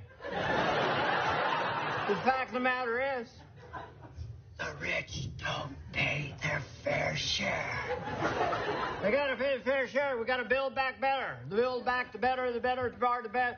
Build back the better. Can't believe it's not butter. Thank you, Joe Biden. Thank you so much. Thank you. Thank you. And I just want to say, I just wanted to play a little skit. Dana Carvey having to creep out there. He does play a good Biden. Oh man, that's the man right there. If they ever want to do anything else, but this is what I'm talking about, man. You didn't see this before. It's like they're finally comfortable enough coming out of their shell to do this. So I don't know, man. All right, now I got another one. When I think about this is Bill Clinton. And this is Bill Clinton accidentally giving Trump and his campaign a new ad. He's out there talking about low birth rate and all this stuff and the illegals, but he basically says if they would have vetted the illegals, there wouldn't be this situation. The problem is Kamala is still part of the current administration. It just keeps going back to that. You can't say you're going to do anything, like change anything, because like change it now is what everyone would say. Change it now. Like it's all a show, but yeah, here we go. They made an ad about a young woman who'd been killed by an immigrant. Yeah, well, if they'd all been properly vetted, that probably wouldn't have happened. But if they're all properly vetted, and that doesn't happen, and America is not having enough babies to keep our populations up, So we need immigrants that have been vetted to do work. There wouldn't be a problem. And do you see what he just said? Did you just hear? You didn't hear the part that was left out, that they're murdering all your people with fentanyl and all this other stuff, but the birth rate is decimated. It's not growing, they're saying. And that because there's not enough Americans reproducing, they have to bring in these migrants. That is the scheme and the plan. Right there, he just said it. Matter of fact, I think I got another clip of him saying pretty much the exact same thing. Right here. Play this clip of him saying. Second President of the United States of America, Bill Clinton.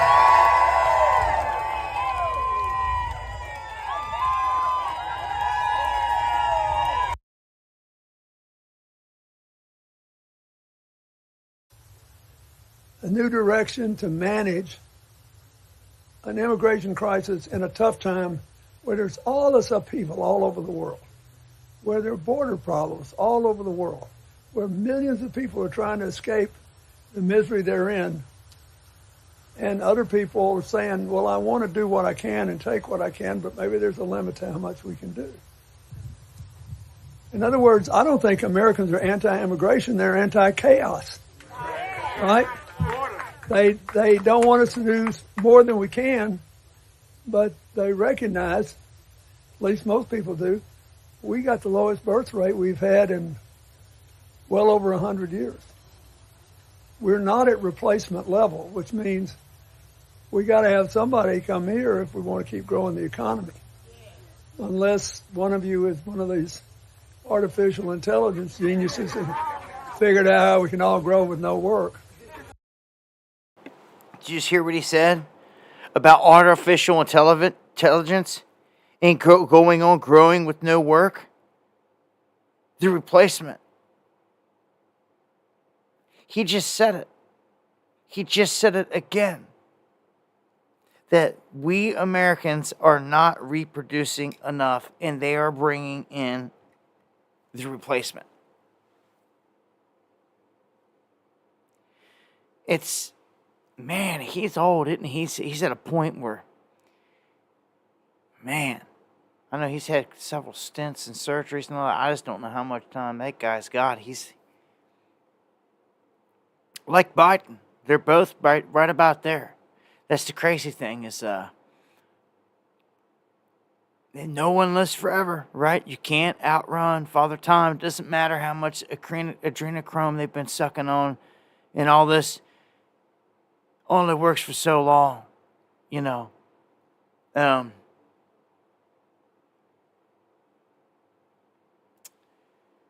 don't know, man. Here we've got an admission by CNN that Donald Trump is virtually, he's the strongest Republican with black voters since 1960. So it just goes to show, a lot of people voting for Trump. I've told you this. I'll tell you it's a left-right paradigm, but at the same time, I'll tell you that most of the people out there in America, they want Trump to be the president. That's the truth of it. And you've got a faction of people here that are pressing Biden to do some pretty crazy things, okay? Because they're like, look, you've got like a few weeks on the clock. You can get away with all this. Yeah. You've gotten away with this, and this. I wouldn't be advised if he just cuts checks for all kinds of other crap. That's pretty much how they put it here. This list that they're going after him, they want him to empty death row. These are the things that they want him to do right now, last minute, in the coming weeks, because he's not running. It's not going to matter. Kamala could dump on him. Anyone could dump on him. And maybe they do to create separation. They say you could empty all of death row. You could cancel all student and medical debt. halt weapon shipments to Israel, end the death penalty, declare Equal Rights Amendment a constitutional amendment, and granting clemency to nonviolent drug offenders, making like all these moves. So you never know what's going to happen here this week, any day. These are the things that they're talking about openly, trying to get him to do. So they're saying that whoever wins Erie County in Pennsylvania is likely to win, because it is a strong indicator who will win the presidency, that it has been for years, and that we're just going to have to wait and see, but you have to watch and see who they ultimately select out of Erie County, because they've been like on the money. They've hit since 1980, with the exception of 1 year, of 1988. The county has backed the winner of statewide presidential races. So they've got a pretty solid track record there, but we'll see. We'll see, because not everything is what it seems. If you missed it, I put out a video, and I've talked about this on the stream before, but with some new information, I want to put it out there that the cat's out of the bag. And thank you, Quantum. Thank you to the fullest there for that super chat. I told you how Kamala Harris is obviously the vice president. And the person that certifies the election is the vice president. They certify that everything was legit. This is why everyone turned on Pence, was pissed at Pence, because they said, you're a Judas. You know that Trump won that election, and you're allowing the Biden regime to step in. That's when they were like, oh, we were had by you. You're definitely establishment. And he is. Well, fast forward to now. Kamala is vice president. Do you actually see her certifying an election and handing the reins over to a Donald Trump that they absolutely hate, that she absolutely bashes, and all this else? Do you see her doing that? If he wins, do you see her certifying it and giving it to him? It's a conflict of interest, and I don't even see how it's allowed and how it's even allowed. Seeming that she's running against him to be the president, how she can even be the one to certify it. Was she going to certify herself then if she wins? Somebody riddle me that. Huh? So, check this out. I want to make this clear, because this is probably what's about to happen. This is probably what is about to happen, okay? And Jamie Raskin, a Democrat out of Maryland, he's on camera saying it. So it's not just speculation or anything anymore. We now know this is the plan. This is their plan. It's a legal plan. It's how they see it. So they're not going to leave it on the table. They're definitely going to use it. And it's something that they're going to use last minute. Trump has to win it first, and when he does, they're going to play this card on January 6th of all days. This is what's going to happen. Okay? They say that Trump is a danger, a threat, and he is an insurgent. Basically, what is it? Insurrectionist is the word that they use, right? So, if Trump wins, what they're going to do is they're going to cite Section 3 of the 14th Amendment.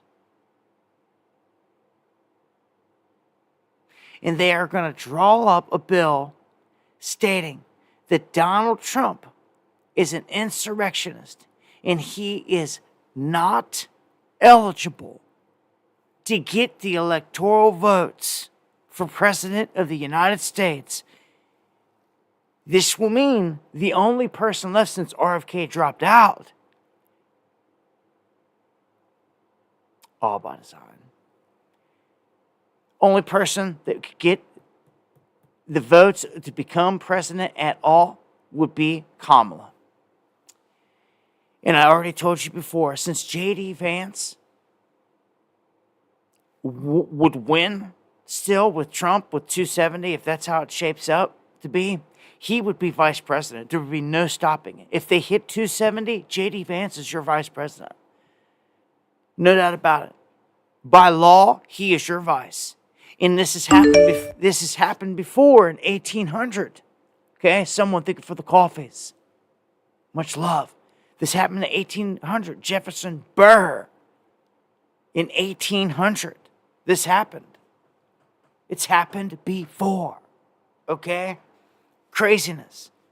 So you can't say, oh, it can't go down like that. Or you can't go down like that. It can, because it has. You better know your history and quit talking. That's all some people do.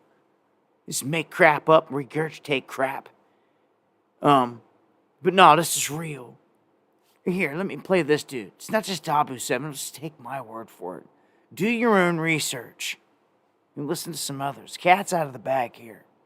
What can be put into the Constitution can slip away from you very quickly. And the greatest example going on right now before our very eyes is Section 3 of the 14th Amendment, which they're just disappearing with a magic wand, as if it doesn't exist, even though it could not be clearer what it's stating. And so, they want to kick it to Congress. So it's going to be up to us on January 6, 2025, to tell the rampaging Trump mobs that he's disqualified. And then we need bodyguards for everybody in Civil War conditions, all because the 9 justices, not all of them, but these justices who have not many cases to look at every year, not that much work to do, a huge staff, great protection, simply do not want to do their job and interpret what the great 14th Amendment means. And I'm glad that Sherilyn's creating her new center so we can rampaging Trump mobs that he's up to us on January 6, 2025, to tell the rampaging Trump mobs that he's disqualified. And then up to us on January 6, 2025, to tell the rampaging Trump mobs that he's disqualified. And then we need bodyguards for everybody. And there it is. And thank you, someone, for those coffees and the support. Appreciate it. I just played it multiple times. He just said it. You see? He just said it. It's when these guys start talking, out in these places. There's a little camera set up off to the side like there is now. He's just kind of talking. And thank you, tacos. Good to see you. He lets the cat out of the bag. He just said it. On January 6th, they are citing Section 3, the 14th Amendment. They are disqualifying Trump. He just said it. And there are going to be hordes of Trump supporters, and they're all going to need bodyguards.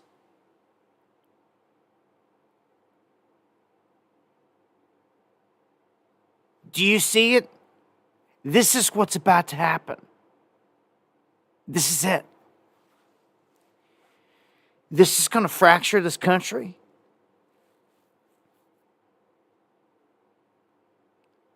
This is going to rip this place in two.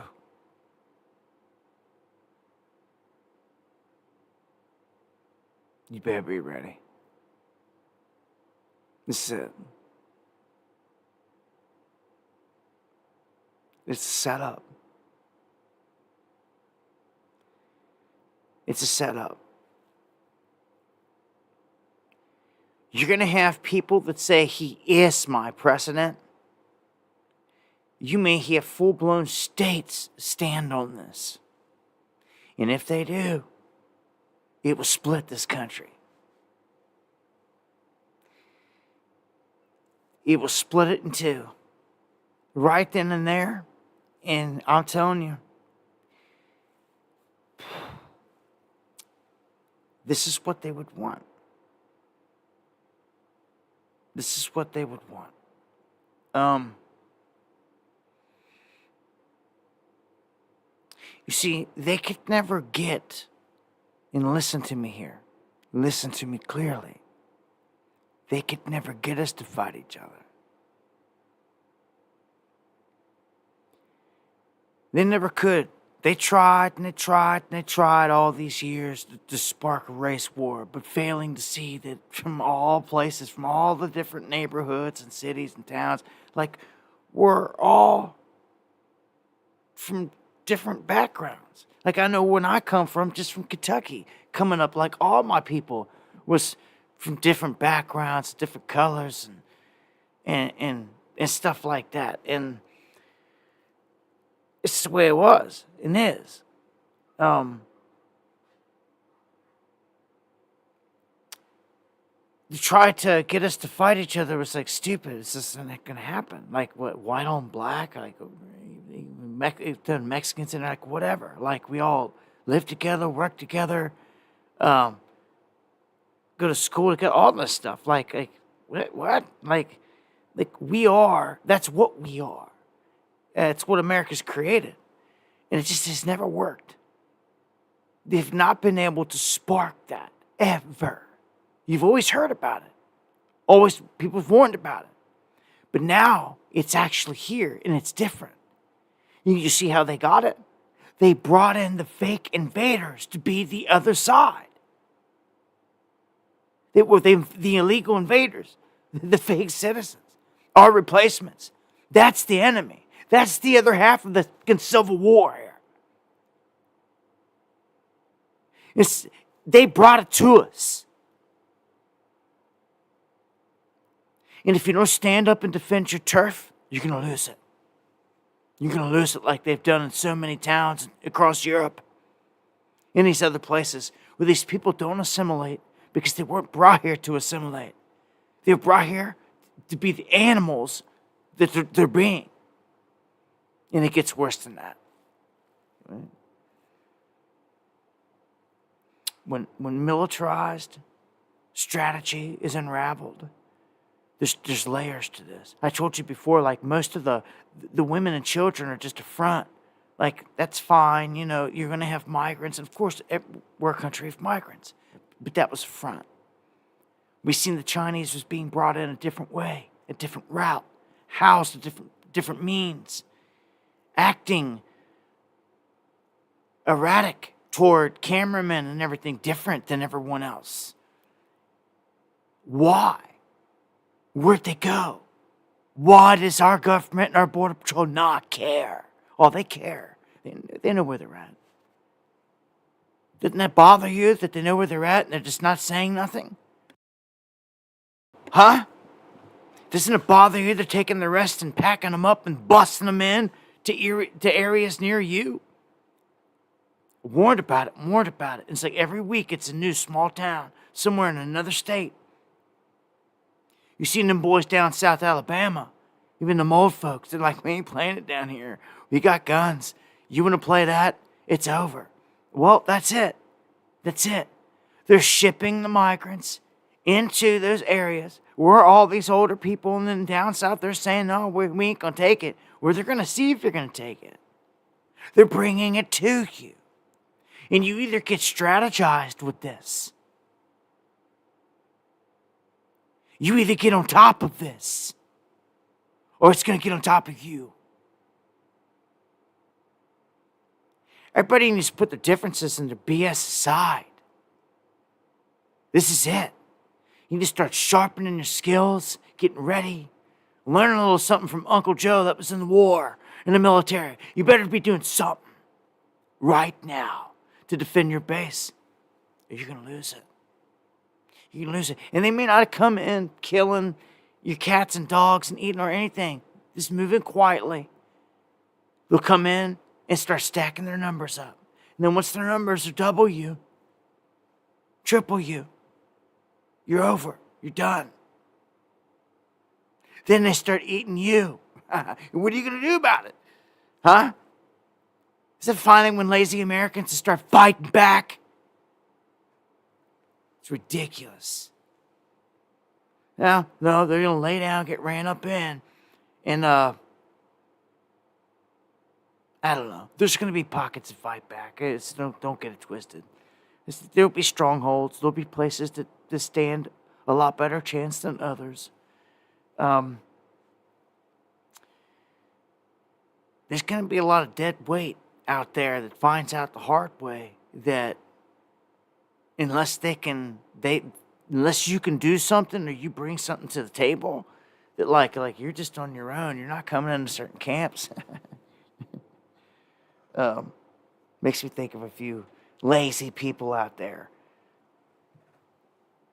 that are pretty much going to be done no matter where they're at. If you're not willing to participate in the community and actually do things like water plants and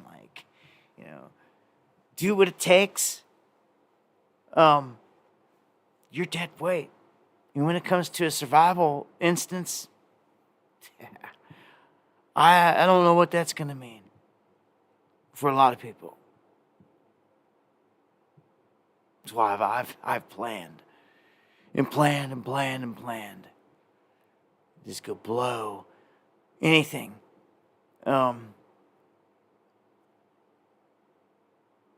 Yeah, I've wanted to see the beach for a long time now. I've wanted to go on vacation for years now. But ever since they locked us down again, locked us down like animals, like some Nazi, globally. And maybe everybody forgot, but I didn't. I've been preparing for the next one. When they were brazen enough and no one stopped any of them. They're all out there still waiting for the next one. And I'm like, if you people really fell back asleep at the wheel, forgot, can't you see we're just this close? Can't you feel it?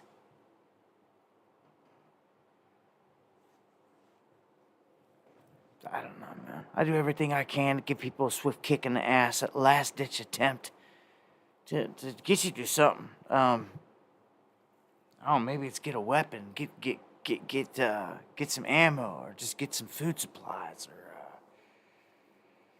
I don't know, just something to take it serious, for crying out loud, to get organized, start talking to friends and family about it, man.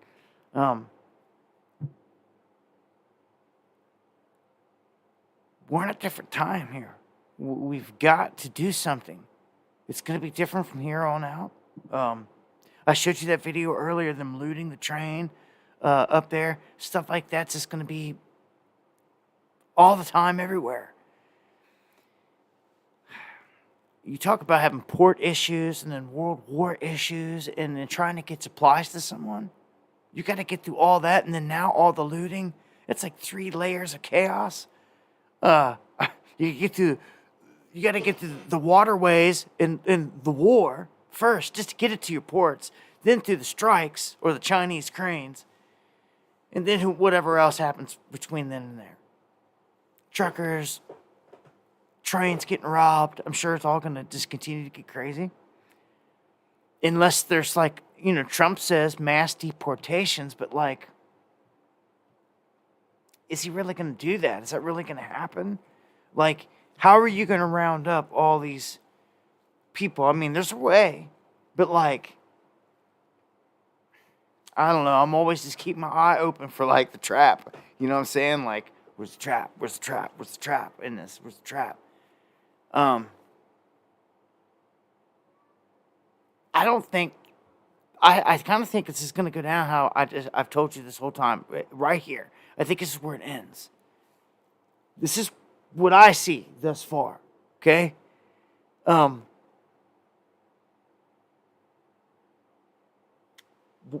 You convince me that the demon rats, these Dems, are not going to play this card. Why would they not? They have it in their possession. They will play it, I'm telling you. If they do, you want to know the one thing that can maybe stop this? You know, one thing that I'm thinking about? It keeps showing me this sentence. Because I read. It's like taking it back and it's highlighting the sentence in my mind.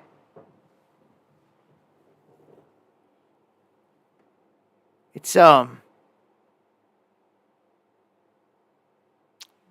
this whole thing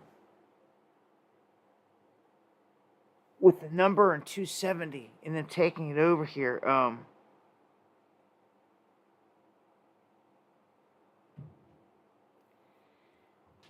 This electoral college basically is what this boils down to after that, and I guess it comes down to states. It's not just.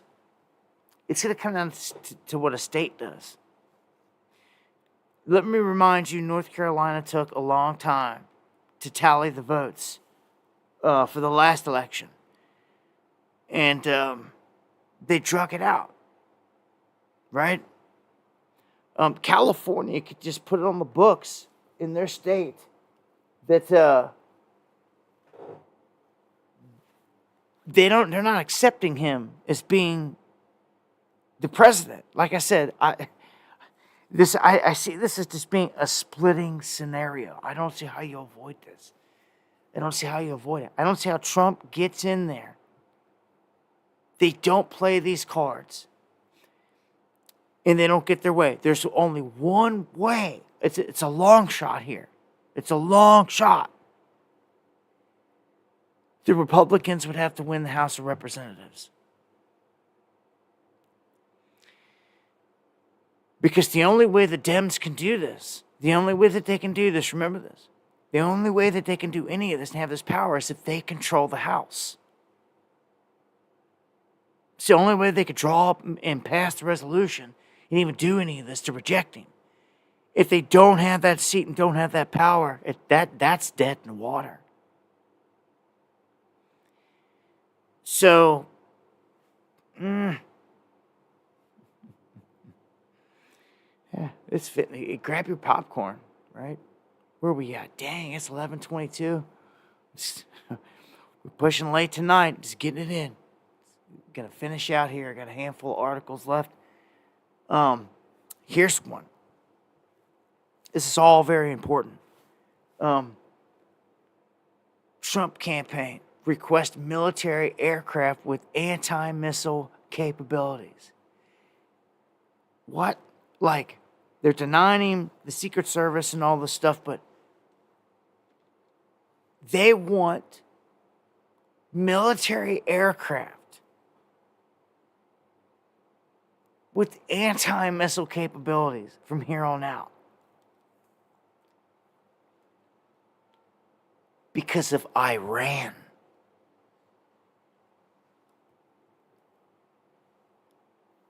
Because of Iran, man, the final boss man, boogeyman of the game.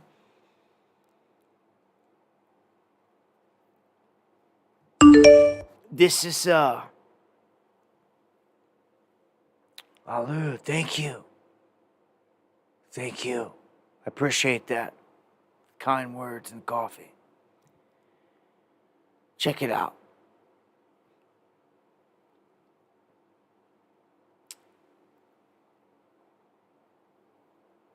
Dude, they're about to go to war. You understand? Like, can't you see it? I mean, can't you see what they're doing here?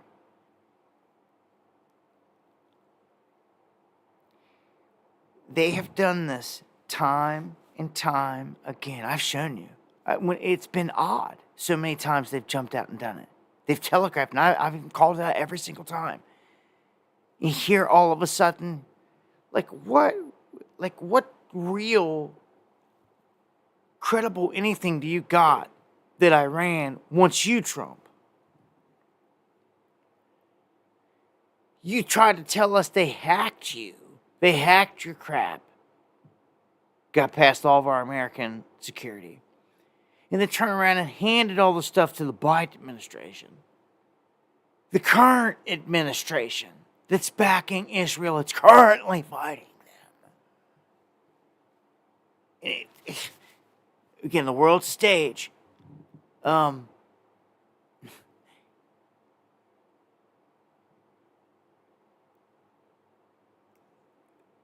They're telegraphing Trump being in there and going to war with Iran. So he does get in there and he dodges this, and you just get him. They give you Trump. He's going to war with Iran. Ain't nobody going to say nothing about it. Watch. All the Trumpers that just take that one. They're like, the heck with it. Like, you just sat there and done nothing while all these other wars have gone by. Are you really going to take to the streets and protest this one?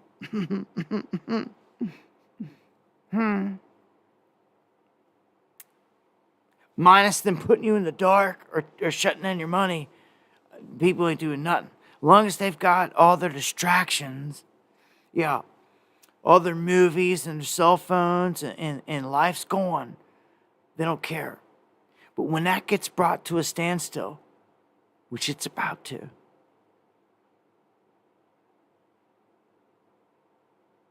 all I can keep thinking about is you'll remember these days.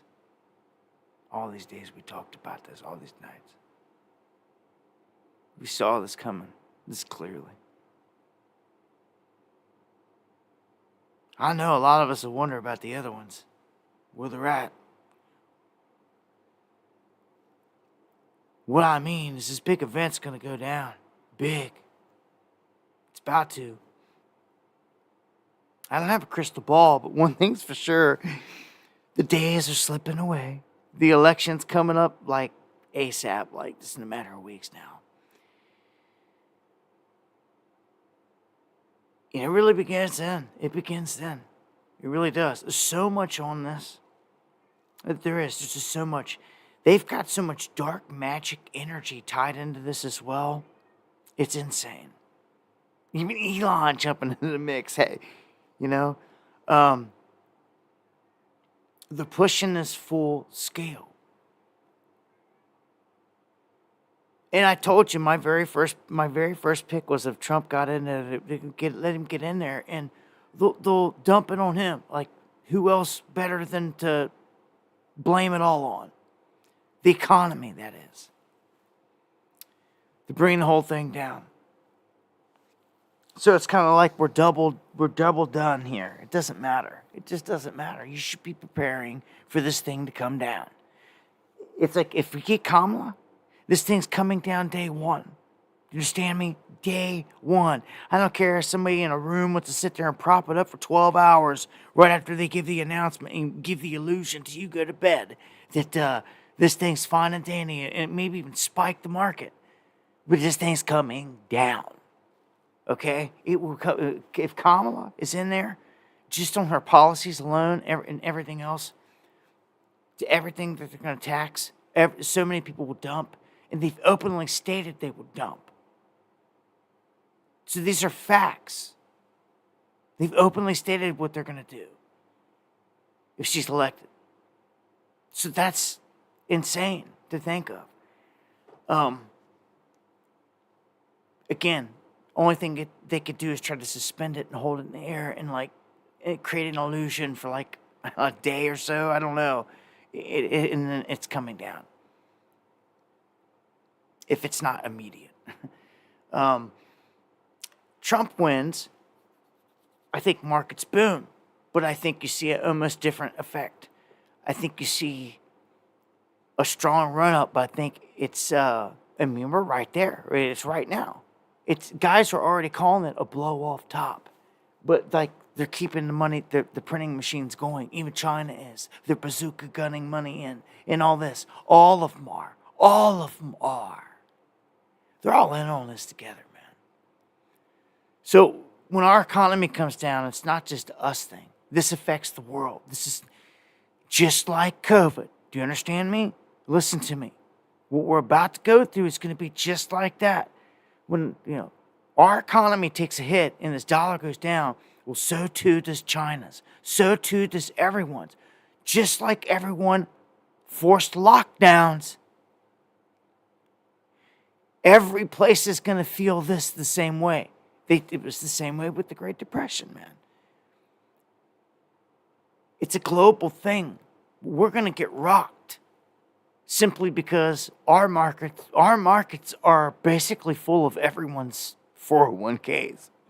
That's what keeps it so fatty and plump right now. I'm telling you, a lot of you have cashed out and made moves. I salute you. I'm glad you've done it. Glad you've gotten into a good survival position. It's good to know that some pockets of people out there took it serious. And some people ask me, what do I do about my bills? Well, you keep enough money in the bank, always pay the bills ahead of you for like a month. You know, do that. Like, don't get caught with everything, your life savings, in something you can't get it out. Like right now, as I speak, everything's comfortable, so to speak.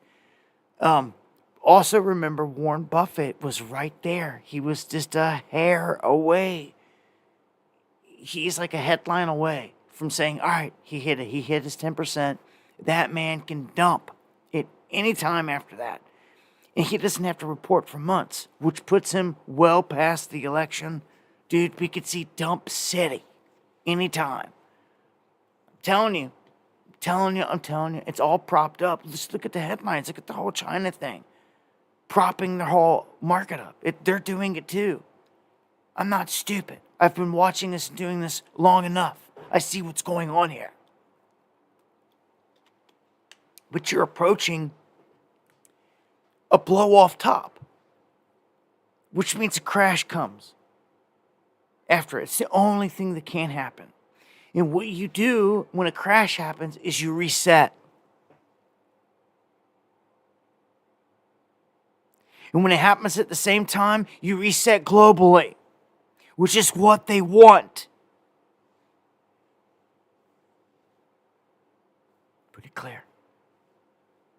Pretty clear. Don't lose sight of it. Don't take your eye off the ball. But it's kind of hard when you got all these distractions. That's been a word tonight, huh? War, though, you better pay attention. When we start getting hit here, militarily,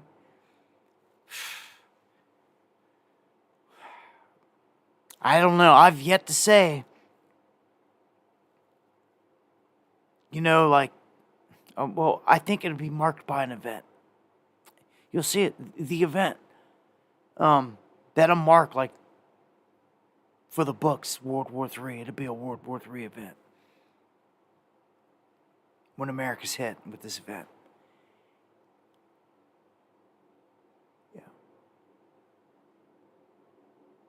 Is our government going to blame themselves and say, oh, your banks are froze and all this other stuff from a cyber or anything? No. It's going to be somebody else's fault. When you can't get your money out for weeks, you're going to take the bait. You're going to take your money. They're simply going to give you your money in a digital wallet. You're going to take the bait. Everybody is. All these people are. I hate to say it. I pray to God, to the Most High, who in heaven. Dude, this is it, though. I kind of feel like I knew. Oh, you can't run from this. The end is near. Like, prepare, man. Like, I came into this life for this, I feel. I've always felt this. For these days, for this end time. And it's like right now, it's about to hit another level. We're about to go through a window. We're in the window. We're in it. No going back. Just look around you. It's only going to get crazier. Let me keep going here. Let me get out of this. All right, look at this. Joe Biden issues a warning to Iran. Any attempt to kill Donald Trump is an act of war. There you go. We don't even have to make it to election. All they got to do is make something up here, and they got an excuse for Biden to just go to war with Iran. You understand? One of Trump's aircrafts could make an emergency landing and him survive it or something again. I don't know. He's already survived the deadly head wound. Get out of here. Like, this Antichrist stuff is just insane in the end. So,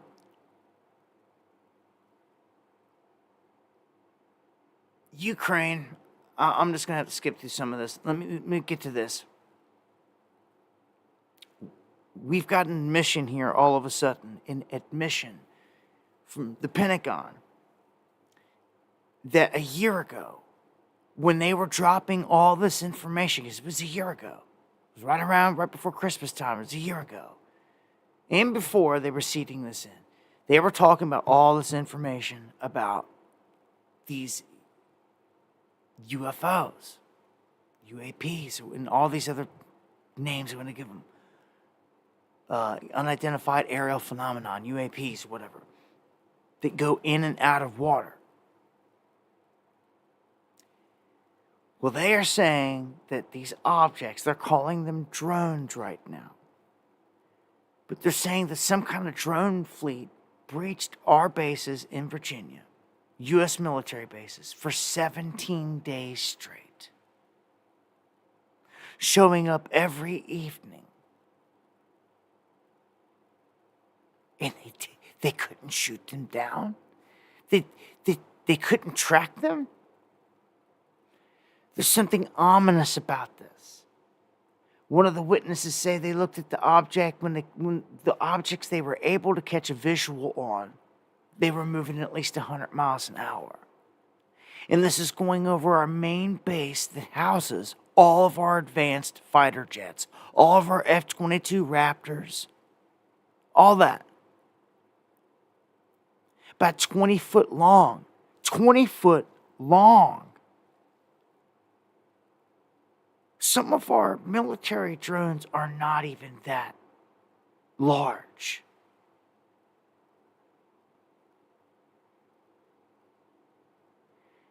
At 100 mile an hour, at an altitude of a few thousand, 3,000, 4,000 feet. So these are not a backyard DJI drone, dude.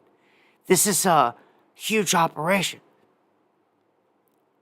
And they have to be landing and taking off somewhere. And how are you losing them on radar? They're not UFO, or are they UFOs? Is what I'm trying to tell you. Something with the story does not make sense. This is almost, are you paying attention, people, type of headline. For 17 days, our military base airspace was breached by unknown objects that showed up, bright lights, swooped over the base, did whatever they wanted, and dipped out. And they don't know who it was, what it was. You get out of here, man. This is a setup. This is a setup. Even if it is Russia or China, how do you not know? How do you not know where they went? How did they disappear from radar? Get out of here, man. This is a setup. This feels like 9/11. Like Goosebumps 9/11. Like, right before it. Like, this is crazy. They're telling you this information now. That means that it was happening a year ago. Who knows what's happened since then that they're lying about and covering up.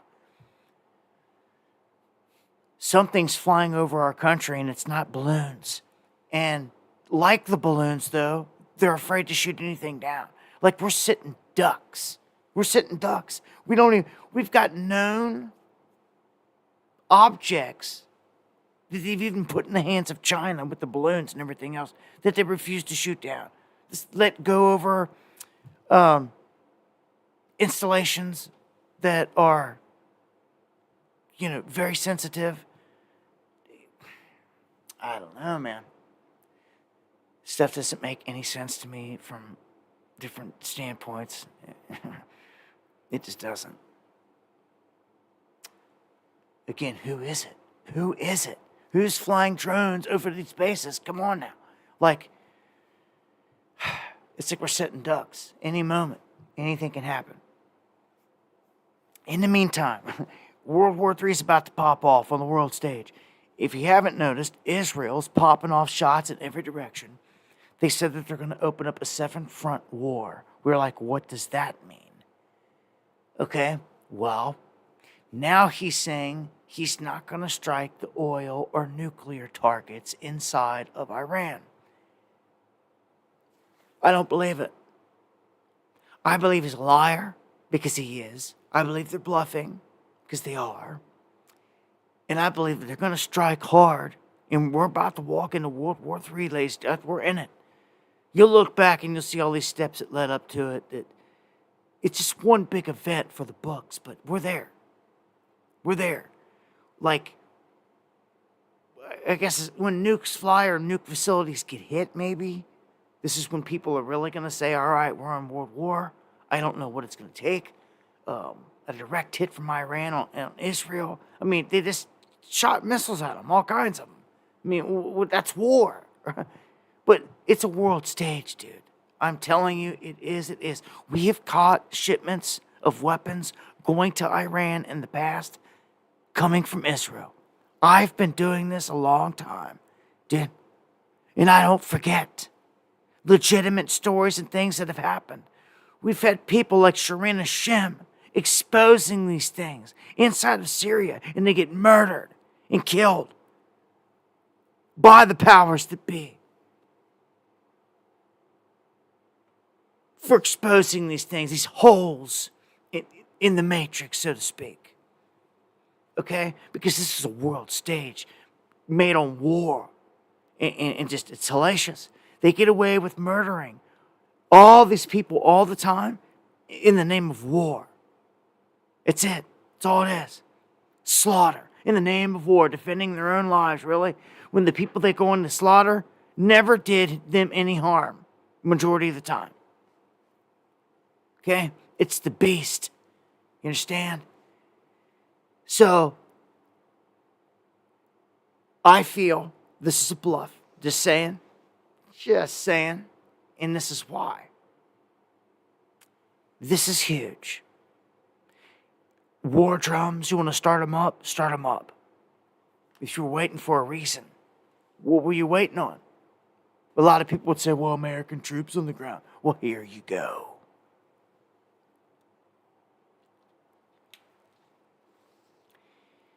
This is exactly what Putin just warned us about. Vladimir Putin, Ukraine, a whole different war front, but connected. Completely here. It's a world war. You're going to see it one way or another. He said that as soon as they deploy certain things like this, THAAD, into Ukraine, certain weapons, that those certain weapons can only be used by American troops because they're trained to fire them. It's not just go pull the trigger. It's not how they worked it. It's not how they work. There's a sequence, and you have to be highly trained, and they don't just train anybody. Only our troops are. Ukrainian troops are not even trained to shoot them. Putin and Russia are not stupid. They know this. So they know that when certain weapons get brought in, it means certain troops are there. Do you understand this? You need to. Because we're on the cusp of World War III popping off for real. Like, for real. We are right there. I've never felt it this bad in my life. And I've lived through a whole wave of Crimea last time, through a different administration and all that. Never was it this heavy. Never were we on the doorstep like this, with this many war fronts. With Israel, at the same time, opening up 7 war fronts. So you got to ask yourself, who are those war fronts? Why are we sending our troops in harm's way all of a sudden? And why does nobody care? Well, a lot of people are blinded by the election, right? Where we're sending these stats in. And these stats do one thing. And that means they don't believe the Iron Dome is going to defend them in Israel fully. And these stats will strike Iran long range hard. And they can strap anything to them. So this is significant. This is massive. This is a game changer. Because if Iran does volley one more round of missiles and one gets through, just one, and kills an American troop, that's all you needed maybe for your headlines. That's World War III. It's over. Why do you think it's been played? We've played a proxy war in Ukraine with Russia the whole time. Knowing it's Russia on one side, and knowing it's the United States on the other. It's in secret. Okay? But it's a proxy war. They haven't called it World War III yet. Okay? Soon as these things hit another level, as soon as the Holy Land starts to get targeted big time, they're going to just go kamikaze. I'm telling you, they are going to. Oh, speaking of that, Israel confirms 4 soldiers dead, 60 injured after the biggest Hezbollah drone attack of the war. So here we go. Hezbollah just struck back, biggest strike of the war with drones. You want to talk about escalation? That's what this is. It's getting worse every single day. What does this one say? Israel at war on multiple fronts during Yom Kippur for the first time in my lifetime since 1973. The first time. These things biblically, in terms of Israel, they mean something. And look at this. It's got a couple left here.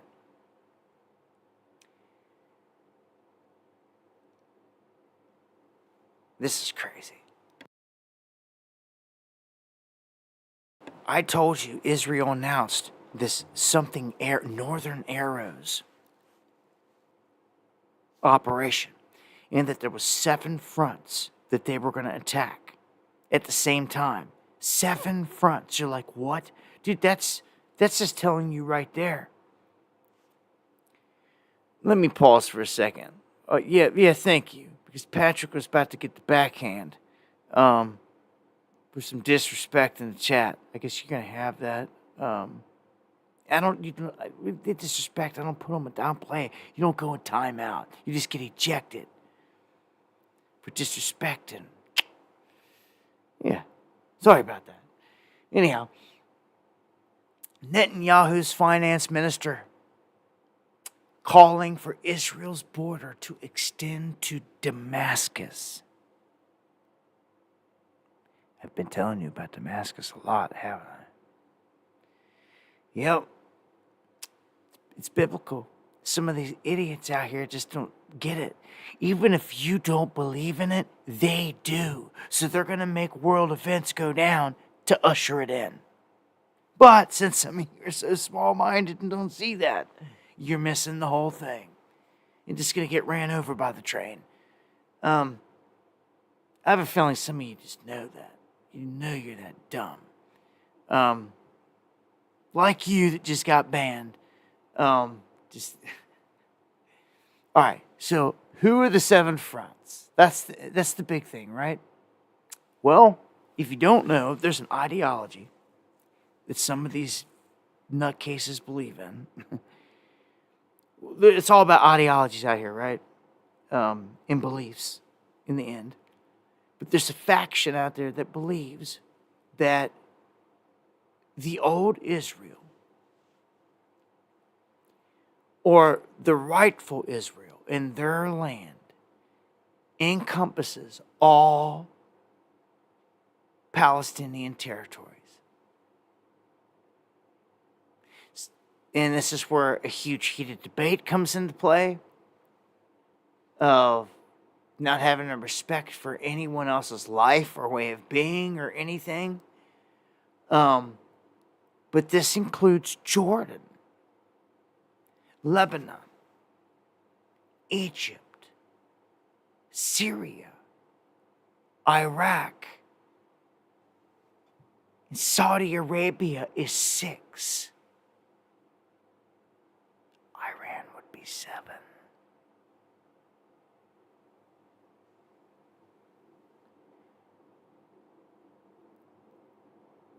That would be 7 war fronts.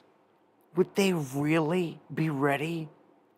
They are popping off shots anywhere and everywhere. They're even attacking the UN.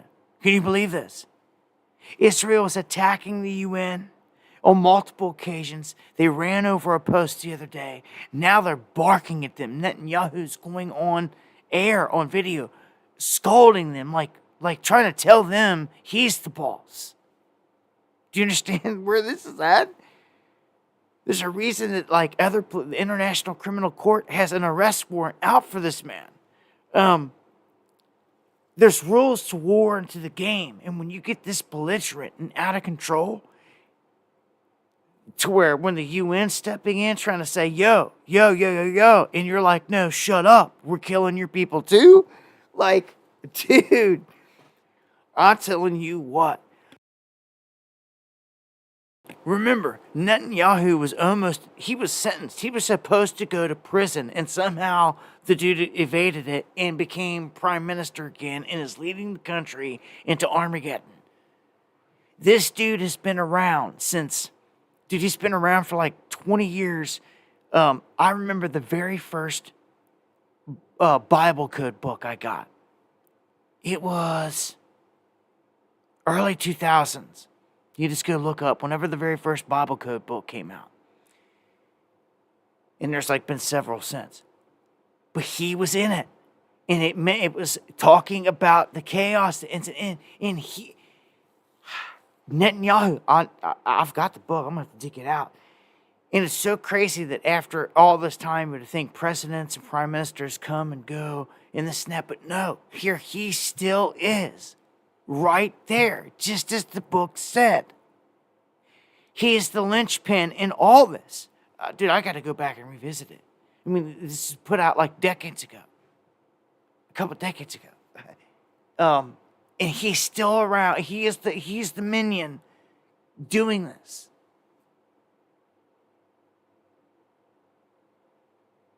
It's oh, man.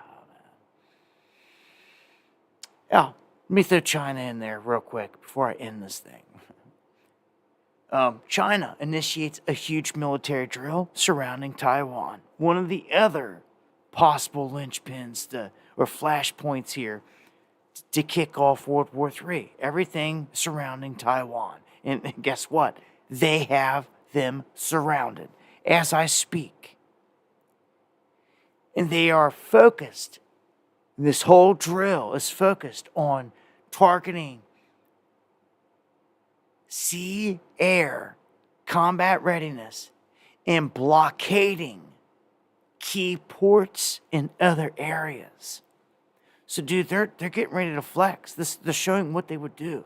They're going to swoop in and they're going to take over and shut down all their ports and all their stuff. What kind of exchange is going to happen here at close range? I don't know. You can't use big weapons here, dude. You're too close.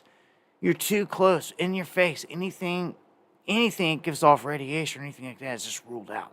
It blow back right in your face. You have to be talking like maybe some hypersonic and things like that, and electromagnetic and maybe EMP warfare and things like that. I wouldn't rule it out. I wouldn't rule out Taiwan being hit by something major like this.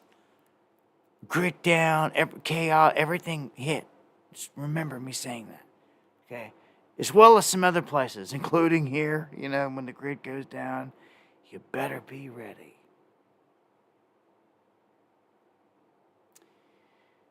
And this last one says, why we shouldn't expect peace in 2025. And I'm just going to exit it out and give you my final thoughts on that and everything here, because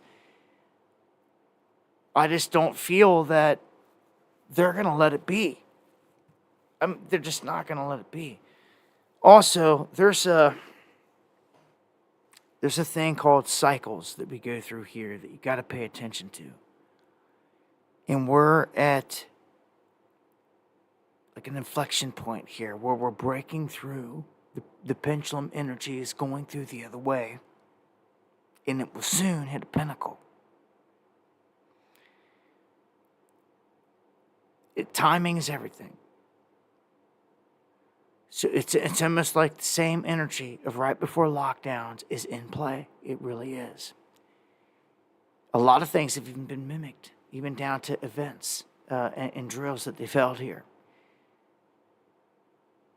for this window. So, like, all we're lacking is the big event. I just hope you guys are ready.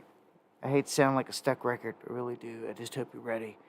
You look at all the craziness we've talked about here tonight. I mean, any one thing could go south. Whether it's the wars or the economy, the election. I mean, I just hope that you guys have a plan. And I ask God to save this country, man. But it comes down to the people. People really got to get it together. They got to awaken. They got to rise. They got to start doing something. We've got to get our militias up and going. I mean, what happens? You're about to see the end of I'm gonna tell you now. I said it before. You're about to see the end of Trump rallies. He just said the one in New York, right? Well, it's October 20th. Dude, man, I don't know how many more he'll have after that. That may be his last one ever. Ever. And the reason I say this is because if he becomes president, there will never be another Trump rally ever again. There won't be a need to be. He can't run again. You only have the Trump rallies leading up to the election. So if he becomes president, you'll never see one again. If they deny him, he said he is not running again in 4 years. This will be the last one. This would be the last one. Wow.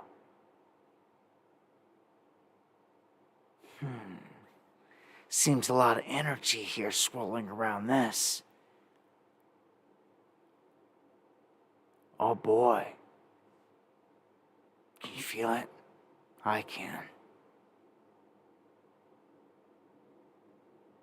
I don't like nothing of what's coming. But I'm sick of sounding like a stuck record, so I'm shutting this down. I look forward to seeing you guys in the next one. God bless. Yeshua could return like a thief in the night any moment. And help thy neighbor, man. Always remember to help the good people around you. Don't you ever let the good people, if it's a good person that falls, you stop and you help them. The beat's going to be bad that fall and you keep running. You keep going. Man, when a good person needs it, they're hard to find. You better understand who and what we are. We're in this together. Blessings to all of you. That's right. Much love. And I appreciate all the love, all the prayers, all the support. And I look to see you guys here next time for Underground World News Live, right here on WW3. Much love. God bless y'all.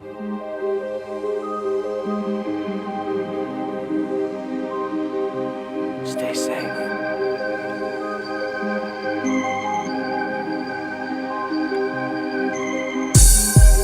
Much love, Kate. All the mods, all the crew, all the pure bloods. I love all y'all. Forever.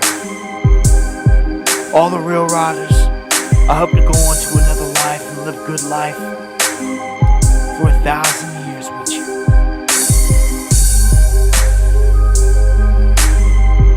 We gotta earn our keep though. We gotta earn our spot. We gotta get there first, right? Much love.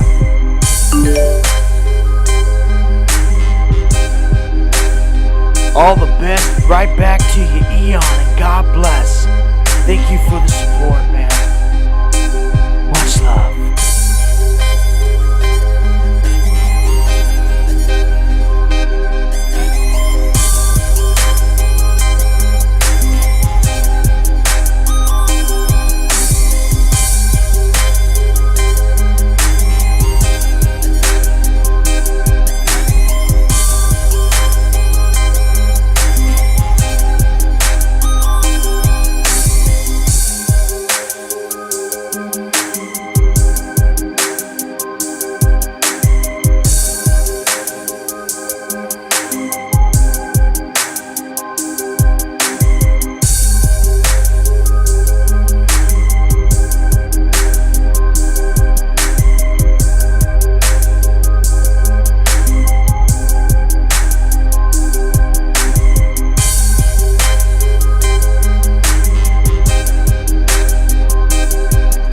Steve.